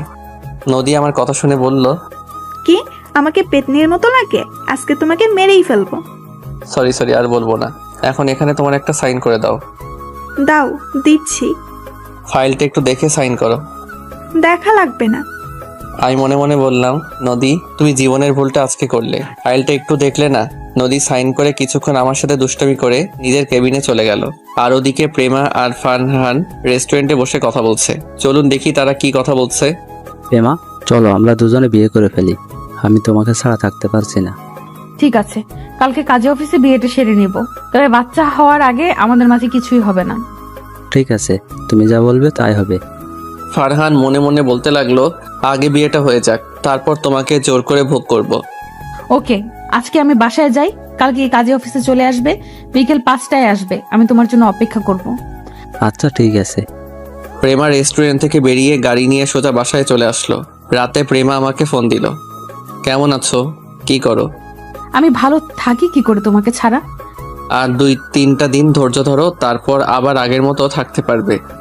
আজকে আমি ফারহানকে বিয়ের কথা বলার আগে ফারহান নিজেই বলল আমি তাকে কালকে কাজী অফিসে আসতে বলেছি। ওকে, সমস্যা নেই, আমি কাজীর সাথে কথা বলে সবকিছু ঠিক রাখতে বলছি। ঠিক আছে, এখন বলো ওদের কি খবর? আজকে আমার কাজ শেষ হয়েছে, নদীর থেকে সাইন নিয়ে নিছি, এখন শুধু তোমারটার অপেক্ষা। ওটা হাতে আসলে আমাদের কাজ শুরু হয়ে যাবে। আমার না ভয় হচ্ছে যদি উল্টাপাল্টা কিছু হয়ে যায়। আরে কিছুই হবে না, আমি আছি তো তোমার পাশে। আচ্ছা, কালকে কথা বলবো, ফারহান ফোন দিচ্ছে। ঠিক আছে ভাই। এই বলে আমি ফোন কেটে দিলাম। আর ওইদিকে প্রেমা ফারহানের ফোন রিসিভ করার পর ফারহান বলল, কি ব্যাপার, তুমি কার সাথে কথা বলছিলে? আরে আমার অফিসের ম্যানেজার আঙ্কেল ফোন দিছে, অফিসের কাজের ব্যাপারে কথা বলছি। ও, তাই এখন কি করো? খাওয়া দাওয়া করেছো? খাওয়া দাওয়া হয়েছে, আর এখন তোমার সাথে কথা বলছি। তোমার খাওয়া দাওয়া হয়েছে? হয়েছে। তারপর তারা আরো কিছুক্ষণ কথা বলে ফোন কেটে দিল। প্রেমা ঘুমিয়ে পড়ল। আসুন আপনাদের সাথে কিছু কথা বলি। প্রেমাকে আমি প্রথমে কষ্ট দিব মনে করছি, কিন্তু পরে ফারহান আর নদীর পরিবারের ব্যাপারে কিছু কথা বলার পর প্রেমা রাজি হয়ে যায়। আর আমি কাজটা একা করতে পারবো না, তাই প্রেমার সাথে শেয়ার করি। প্রেমা আমার কথায় রাজি হয়ে যায়। রাজি হওয়ার কারণে তাকে কষ্ট দেয়নি। পরে আমরা একটা প্ল্যান করি। কি প্ল্যান করছি তা 2 দিন পর জানতে পারবেন। ফারহান আর নদীকে নকল একটা ডিভোর্স পেপার দেখালাম। তারা মনে করছে আমাদের মধ্যে ডিভোর্স হয়ে গেছে। এবার চলুন ফারহান আর নদীর মধ্যে কি হচ্ছে। কি ব্যাপার নদী, তুমি এখন আমার সাথে আগের মতো কথা বলো না কেন? তুমি আমাকে ভুলে যাও ফারহান, আমি রাসেলকে ভালোবেসে ফেলেছি, ওকে আমার মনের ভেতরে জায়গা দিয়ে দিছি। এটা তুমি কি বলছো? আমাদের আজ 1 বছরের রিলেশন, আর তুমি এখন কি বলছো? তোমার সাথে মিলে রাসেল আর প্রেমার সংসার ভাঙছি, আর এখন তুমি কি বলো? সেটার জন্য তোমাকে ধন্যবাদ। তুমি প্রেমাকে বিয়ে করে নাও, আমি রাসেলকে বিয়ে করে নেই। আমি তোমাকে ছাড়া থাকতে পারবো না। তুমি কেমন ছেলে আমার ভালো করেই জানা আছে। তুমি মেয়েদের ফাঁদে ফেলে তাদের জীবনটা নষ্ট করে নতুন আরেকটা ধরো। বাহ বাহ, তুমি আমার কথাই বললে। তুমি কেমন মেয়ে এটা আমি জানি না? তুমি শিয়াবের সাথে কি করছো আমি সব কিছু জানি। ওর সাথে তো মিথ্যা প্রেমের অভিনয় করছি, একমাত্র তাদের সম্পত্তির লোভে, তাই ওর থেকে সবকিছু নিয়ে রাস্তায় নামিয়ে দিছি। ও, তার মানে আমার সাথেও এমন কিছু করতে, তাই না? কিন্তু আমার কিছুই তো তুমি নিতে পারবে না। ঠিকই ধরেছিস। এখন ফোন রাখ, তোর সাথে কথা বলতে আমার ভালো লাগে না। এই বলে নদী ফোন কেটে দিল। আর ফারহান মনে মনে বলতে লাগলো, আরে নদী, তুই কি মনে করেছিস আমি তোকে হারে হারে চিনি? তাই তোর সাথে আমিও প্রেমের অভিনয় করে গেছি। এখন প্রেমাকে বিয়ে করে তাদের সব সম্পত্তি দখল করে নিব। তারপর প্রেমাকে ঘাট ধাক্কা দিয়ে বাসা থেকে বের করে দিব। পরের দিন বিকালে কাজী আমার কথা মতো সবকিছু ঠিক করে রেখেছে। প্রেমা আর ফারহান সাইন করলো, কিন্তু ফারহান সাইন করার আগে পেপারটা পড়ে দেখলো না। তারপর প্রেমা আর ফারহান কাজী অফিস থেকে বেরিয়ে যে যার বাসায় চলে আসলো। আর এদিকে আমি নিজের কেবিনে ক্যামেরা সেটিং করে নদীকে আমার কেবিনে আসতে বললাম। কিছুক্ষণ পর নদী আমার কেবিনের ভিতরে ঢুকে একটা চেয়ারে বসলো। তখন নদী বলল, বলো কেন ডেকেছো আমাকে? আচ্ছা নদী, তুমি আমার কাছে একটা সত্যি কথা বলবে?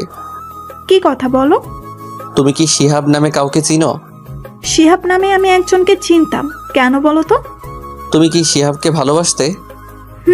আমি ওকে ভালোবাসতাম, তবে এখন আর ভালোবাসি না। এখন তোমাকে ভালোবাসি, ওর কথা আমি ভুলেই গেছি। তুমি কি তাকে সত্যিকারের ভালোবেসেছো? আসলে আমি তাকে সত্যিকারের ভালোবাসি নাই, তার সাথে প্রেমের অভিনয় করে তাদের সব সম্পত্তি দখল করে নিয়েছি। তুমি এটা ওর সাথে করলে কেন? এটা কি তুমি একাই করেছো? এটা আমি একা করি নাই, সাথে আমার বাবাও ছিল। আর ওর সাথে এটা করার কারণ, সে মেয়েদের নিয়ে মজা করতো, বেশি ভাব দেখাতো। তাই ওর সাথে প্রেমের অভিনয় করে আমি আর আব্বু ওদের সবকিছু নিয়ে রাস্তায় নামিয়ে দিছি। তাই বলে এমনটা করবে ওর সাথে? করেছি, বেশ করেছি। আচ্ছা, তুমি ওর কথা বলছো কেন? তুমি কি শিহাবকে চিনো? আমি ওকে চিনি না। গতকাল রাস্তায় হঠাৎ আমার গাড়ির সামনে এসে ধাক্কা খায়, তখন আমি তাকে হাসপাতালে নিয়ে যাই। তারপর আমাকে এই কথাগুলো বলল। ওর কথা তোমাকে চিন্তা করতে হবে না, এখন আমাদের বিয়ের ব্যাপারে চিন্তা করো। ঠিক আছে, কালকে আমি আব্বু আম্মুকে নিয়ে তোমাদের বাসায় যাব বিয়ের কথাবার্তা বলতে। ঠিক আছে, এখন আমি কেবিনে গেলাম, হাতে কিছু কাজ আছে। ওকে, যাও। নদী আর কোনো কথা না বলে কেবিন থেকে বেরিয়ে গেল। আমি বসে বসে কাজ করতে লাগলাম। সন্ধ্যায় গাড়ি নিয়ে আমি সোজা ফারহানের বাসায় চলে গেলাম।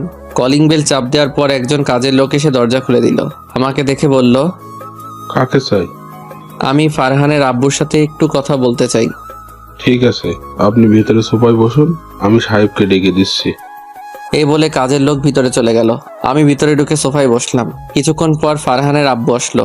আমাকে দেখে বলল, তুমি কে? তোমাকে তো চিনতে পারলাম না। আমাকে আপনি চিনবেন না, শুধু আপনাকে কিছু কথা জিজ্ঞেস করতে আসলাম। কি কথা বলো? শিল্পপতি নাজমুল হাসানকে চিনেন আপনি? চিনি, ও আমার বন্ধু ছিল, সে তো এখন বেঁচে নেই। ওনাকে তো আপনি মেরেছেন, আপনার কারণে উনি মরতে বাধ্য হলো। কেন করেছেন ওনার সাথে এমন কিছু? আপনি ওনার বন্ধু ছিলেন, বন্ধু হয়ে বন্ধুর ক্ষতি করতে আপনার একটু কষ্ট হয়নি? করেছি, বেশ করেছি। সে আমার থেকে উপরে উঠতে চাইছে, তাই ওকে রাস্তায় বসিয়ে দিলাম। এখন যদি আপনার নামে আমি থানায় মামলা করি তখন আপনার কি হবে?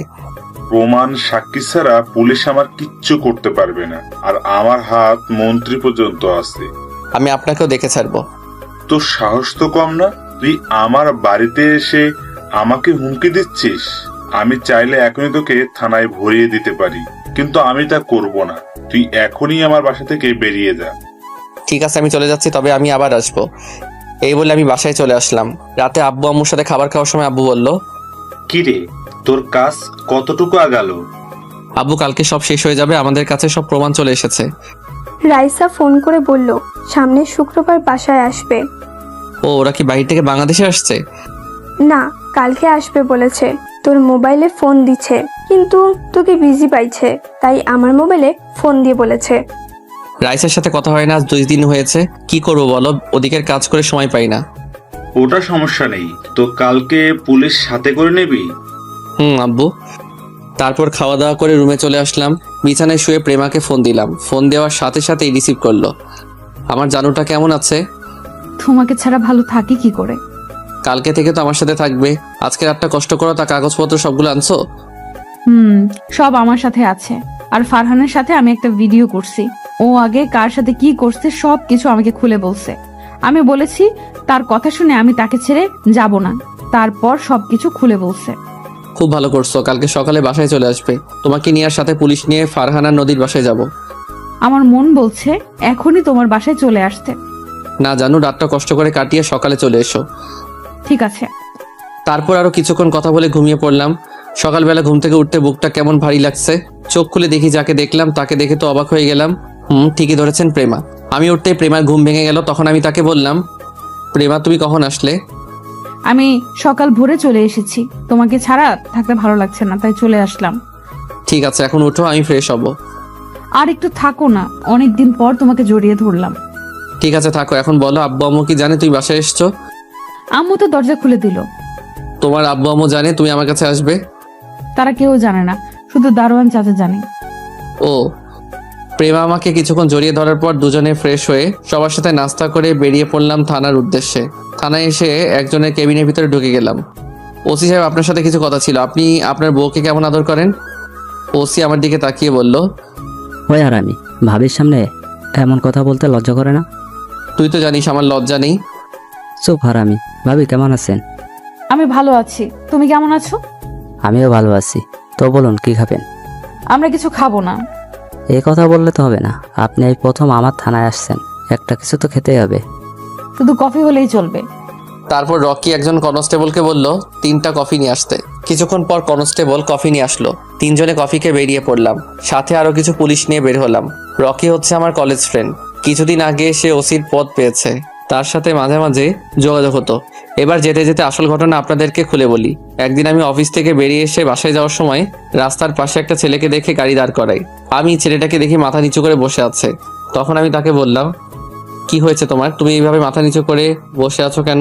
ছেলেটা মাথা ওঠার সাথে সাথে আমাকে দেখে বলল, আরে রাসেল, তোর সাথে অনেকদিন পর দেখা। আমার কথা বাদ দেই, কিন্তু তুই এখানে এইভাবে বসে আছিস কেন? এটা আমার কপালে লেখা ছিল। কি হয়েছে আমাকে খুলে বল। তোর জামা কাপড়ের এই অবস্থা কেন? তাহলে শোন, আমি নদী নামে একটা মেয়েকে ভালোবাসতাম। মেয়েটা আমার সাথে প্রেমের অভিনয় করে, আমাদের সব সম্পত্তি দখল করে নেয়।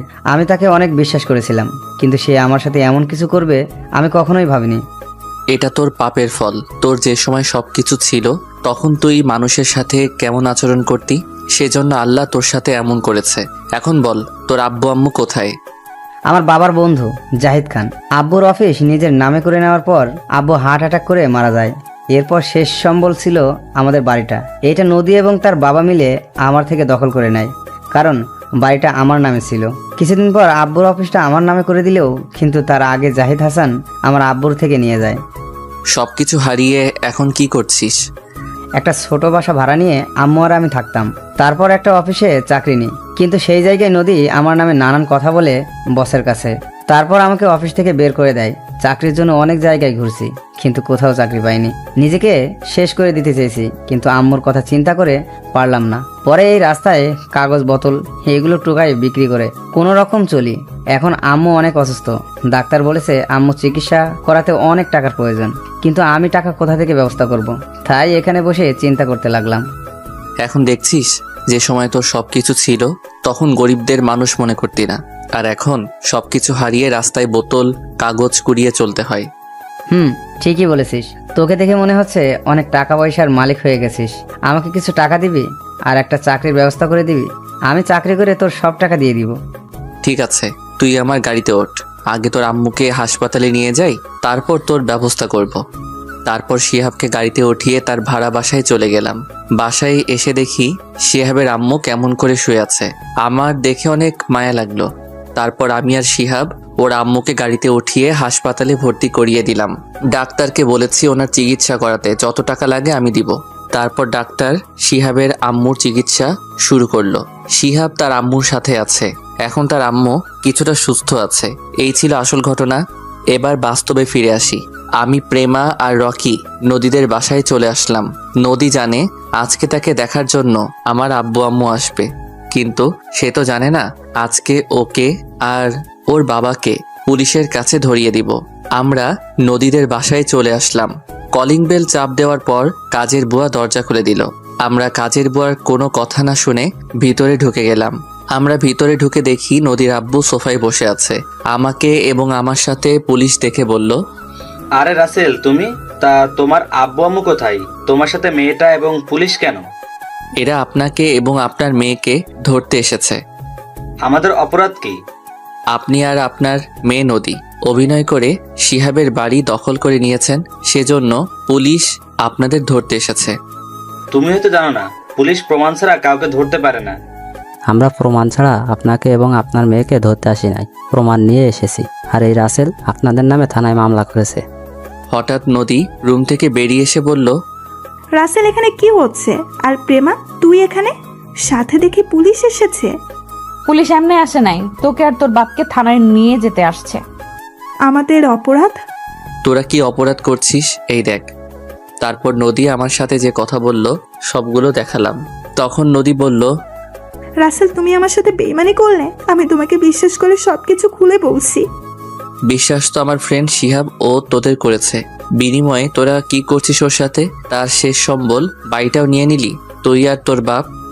চিন্তা করিস না নদী, আমাদের থানায় বেশিক্ষণ আটকে রাখতে পারবে না।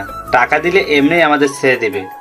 আপনি ভুল ভাবছেন, কারণ এখন আপনাদের কিছুই নেই। আমি জানি আপনার সব সম্পদের মালিক নদী, তাই ওর কাছ থেকে সবকিছু সাইন করে নিয়ে নিছি। এখন আপনি রাস্তার ফকির। আপনারা যেভাবে শিহাব থেকে অভিনয় করে সব সম্পত্তি দখল করে নিছেন, আমিও আপনার মেয়ের সাথে অভিনয় করে সবকিছু লিখে নিছি। আমাদের কি ক্ষমা করে দেওয়া চায় না? আমরা আর এমন ভুল কখনো করব না। আমি কেন, শিহাবও তোদের ক্ষমা করবে না। রকি, তাদের নিয়ে যা। এই, এদের থানায় নিয়ে চলো। রকির কথা মতো পুলিশ নদী আর নদীর বাবাকে ধরে নিয়ে বাহিরে চলে গেল। বাহিরে আসার পর গাড়ি নিয়ে ফারহানের বাসায় যেতে লাগলাম। সাথে নদী আর নদীর বাপ ছিল। কিছুক্ষণ পর আমরা তাদের বাসায় চলে আসলাম। আমরা সবাই দরজার সামনে দাঁড়িয়ে কলিং বেল চাপ দিলাম।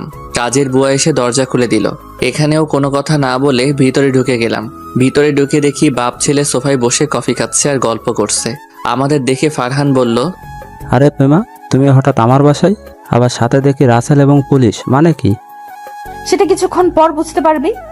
তুই আবার এসেছিস আমার বাসায়, সাথে পুলিশ নিয়ে এসেছিস? তুই জানিস আমি একটা ফোন দিলে তোর সাথে পুলিশ ভয়ে বেরিয়ে যাবে? তাই নাকি মিস্টার জাহিদ হাসান? তো দেখি আপনি কাকে ফোন দিবেন। আমি এখান থেকে এক পাও লড়বো না। ফারহানের আব্বু মোবাইল নিয়ে কাকে যেন ফোন দিল। তখন তার সাথে কথা বলে রকির কাছে ফোন দিল। নেই, কথা বল। হ্যালো, কে বলছেন? আমি বর্তমান মন্ত্রী বলছি। যদি চাকরি হারাতে না চাও তাহলে এখনই হাসান সাহেবের বাসা থেকে বেরিয়ে যাও। তোমাকে আমি গুলি করে মারবো, আমাকে তুমি চাকরির ভয় দেখাচ্ছ? আরে রকি, তুই তা বাবা জাহিদকে কেন ধরতে গেলি? তারপর সবকিছু খুলে বলল।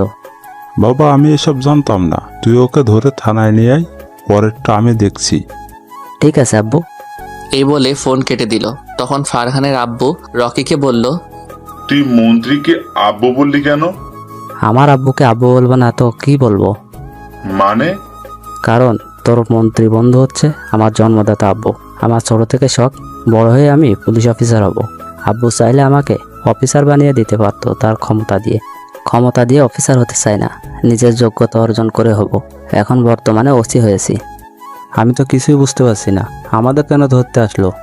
তুই মেয়েদের সাথে প্রেমের অভিনয় করে তাদের দেহ ভোগ করে ছেড়ে দিস, এটা হয়েছে তোর অপরাধ। আর তোর বাবার অপরাধ বন্ধুর সাথে বেইমানি করে তার কোম্পানি নিজের করে নেয়া। তাই তোদের পুলিশ ধরে নিয়ে যেতে এসেছে। এখন হয়তো টাকার বড়াই দেখাবি, কিন্তু সেটাও এখন তোদের নেই, কারণ তোদের এখন সবকিছু আমাদের হাতে। আমি বলছি যখন তোকে কাজে সাইন করতে বলছে তখন তোদের সব সম্পত্তির দলিল ছিল ওটা, আর তুই না বুঝে সাইন করে দিছিস। আর আমার আর রাসেলের ডিভোর্স হয়নি, তোকে নকল পেপার দিয়েছি। এখন তোরা রাস্তার ফকির। তা জাহিদ হাসান, এখন আপনার টাকা ক্ষমতা গেল কোথায়? আপনি যে রকম বন্ধুর সাথে বেইমানি করছেন, তেমন আমার স্ত্রী আপনার ছেলের সাথে প্রেম এবং বিয়ের অভিনয় করে সবকিছু নিয়ে নিচ্ছে। আমরা জানি আপনার সয় সম্পদ আপনার ছেলের নামে। আচ্ছা, তুই যে আমাদের নামে এত কিছু বলছিস, তোর কাছে কি প্রমাণ আছে? তারপর ফারহানের আব্বুর ভিডিও এবং ফারহানের সাথে প্রেমার কথা বলার ভিডিও দেখালাম। রকি সবাইকে থানায় নিয়ে গেল। আমি আর প্রেমা বাসায় চলে আসলাম। আজ 5 দিন পর ফারহানকে 10 বছরের কারাদণ্ড দেওয়া হয়েছে। তার আব্বু আম্মুকে যাবজ্জীবন কারাদণ্ড দেওয়া হয়েছে। আর নদী এবং তার আব্বু আম্মুকে 20 বছরের কারাদণ্ড দেওয়া হয়েছে। এখন আমি আর প্রেমা হাসপাতালে যাচ্ছি। শিহাবের আম্মু এখন পুরোপুরি সুস্থ আছে। আজকে তাদের রিলিজ দিবে। হাসপাতালে গিয়ে শিহাব আর ওর আম্মুকে বাহিরে এনে গাড়িতে করে তাদের বাসার সামনে চলে আসলাম। সবাই গাড়ি থেকে নামার পর শিহাব বলল, রাসেল, তুই আমাদের এখানে এসেছিস কেন? এই বাসা তো নদী এবং তার আব্বু আমার থেকে নিয়ে গেছে। আগে তাদের ছিল, এখন তোদের হয়ে গেছে। মানে হলো শিহাব কোনো কথা না বলে আমাকে জড়িয়ে ধরে কান্না করে দিল। তখন আমি বললাম, এই পাগল, কান্না করছিস কেন? তুই আমাদের জন্য এত কিছু করছিস, আমাদের বাড়ি ফিরিয়ে দিয়েছিস। শুধু বাড়ি না, তোদের কোম্পানিও আমি ফিরে এনেছি। এই হচ্ছে তোদের সম্পত্তির দলিল।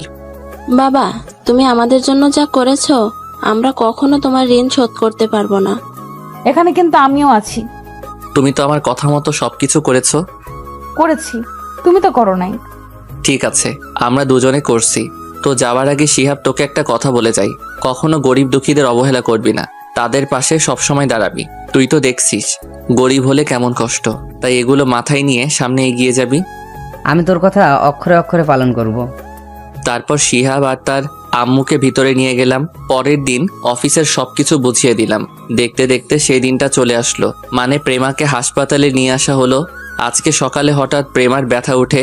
তারপর প্রেমাকে হাসপাতালে নিয়ে আসি। ডাক্তার অপারেশন রুমে আছে। প্রায় 1 ঘন্টা পর ডাক্তার বেরিয়ে আসলো। আমরা সবাই ডাক্তারের কাছে গেলাম।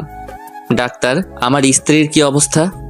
ভয়ের কোনো কারণ নেই, আপনার স্ত্রীর মেয়ে হয়েছে, আপনি বাবা হয়েছেন। সবাইকে মিষ্টি খাওয়ান। সত্যি বলছেন ডাক্তার? সত্যি। আমরা কি তার সাথে দেখা করতে পারি? অবশ্যই পারবেন। এ কথা বলে ডাক্তার চলে গেল। আমরা সবাই কেবিনের ভিতরে ঢুকলাম। আব্বু আম্মু শ্বশুর শাশুড়ি আমার মেয়েকে কোলে নিয়ে আদর করতে আসে। সবাই বলছে মেয়েটা আমার মতো হয়েছে। আব্বু আম্মু শ্বশুর শাশুড়ি কিছুক্ষণ থেকে কেবিন থেকে বেরিয়ে গেল। আমি আমার মেয়েকে কোলে নিয়ে প্রেমার পাশে বসলাম। তখন প্রেমা বলল, মেয়ে হওয়াতে তুমি খুশি না? কে বলছে আমি খুশি না? আমি অনেক খুশি হয়েছি। কিন্তু আমি খুশি হতে পারি নাই। কেন? আমি ভেবেছি তোমার মতো একটা ছেলে হবে, কিন্তু হয়েছে মেয়ে। তো কি হয়েছে? মেয়ে হচ্ছে ঘরের লক্ষ্মী। তা ঠিক আছে, কিন্তু এখন তো আমার আদর কমে যাবে। তুমি এখন তোমার মেয়েকে সব সময় আদর করবে। কে বলছে? আমার আদর সবসময় তুমি পাবে। তাহলে আমাকে এখন জড়িয়ে ধরো, জড়িয়ে ধরে একটা কিস করো। ঠিক আছে, করছি। আমি মেয়েটাকে রেখে প্রেমার ঠোঁটের সাথে ঠোঁট লাগিয়ে দিলাম। তারপর দুজন দুজনকে জড়িয়ে ধরলাম। দেখতে দেখতে আজ 5টা বছর কেটে গেল। আমি এখন অফিস দেখাশোনা করি। প্রেমা বাসায় আব্বু আম্মু এবং আমার মেয়ে তিথির খেয়াল রাখে। সবাইকে নিয়ে অনেক সুখেই আছি। শিহাব এর ফাঁকে বিয়ে করছে, তার একটা ছেলে আছে। রিয়া আর রাফির বিয়ে হয়ে গেছে। রিয়ার যমজ 2টা মেয়ে হয়েছে, আর রাইসার একটা ছেলের সন্তান হয়েছে। আমার বোন স্বামী এবং ছেলের সন্তান নিয়ে অনেক সুখে আছে। রাইসা কিছুদিন আগে আমাদের বাসা থেকে বেরিয়ে গেল। এবার আসি রকির কথায়। আমি, রাফি, শিহাব এবং রকি আমরা সবাই একসাথে পড়াশোনা করছি। রকি ছেলেটা অনেক ভালো। তার বাপ মন্ত্রী থাকার পরেও কোনো অহংকার নেই তার ভিতর। সে কেমন গল্পের ভিতরে দেখেছেন। রকি এখন একজন পুলিশ অফিসার। রকি চাইলে আরো ওপরের লেভেলে যেতে পারতো, কিন্তু সে টাকা আর বাবার ক্ষমতা দিয়ে ওপরে উঠতে চায় না। কিছুদিন আগে রকির বিয়ে হয়েছে, আমরা সবাই তার বিয়েতে গেছি। তো যাই হোক, রাতে সবার সাথে খাবার খেয়ে রুমে আসলাম। কিছুক্ষণ পর প্রেমা রুমে এসে দরজা লাগিয়ে বিছানায় এসে আমাকে জড়িয়ে ধরলো। কি ব্যাপার, তিথি কোথায়? ওকে ওর দাদা দাদির কাছে রেখে এসেছি। ওর দাদা দাদির কাছে রেখে আসলে কেন? কারণ আজকে তুমি আমাকে অনেক আদর করবে। ওর জন্য তোমাকে একটু আদর করতে পারি না। আমি আরেকটা ছেলে চাই। ও মা, তাই নাকি? আরেকটা লালন পালন করতে পারবে? অবশ্যই পারবো। তুমি আমাকে তিথির একটা ভাই এনে দাও। আমাকে তো অনেক পরিশ্রম করতে হবে। করতে হলে করবে, এখন কথা না বলে আমাকে আদর করো।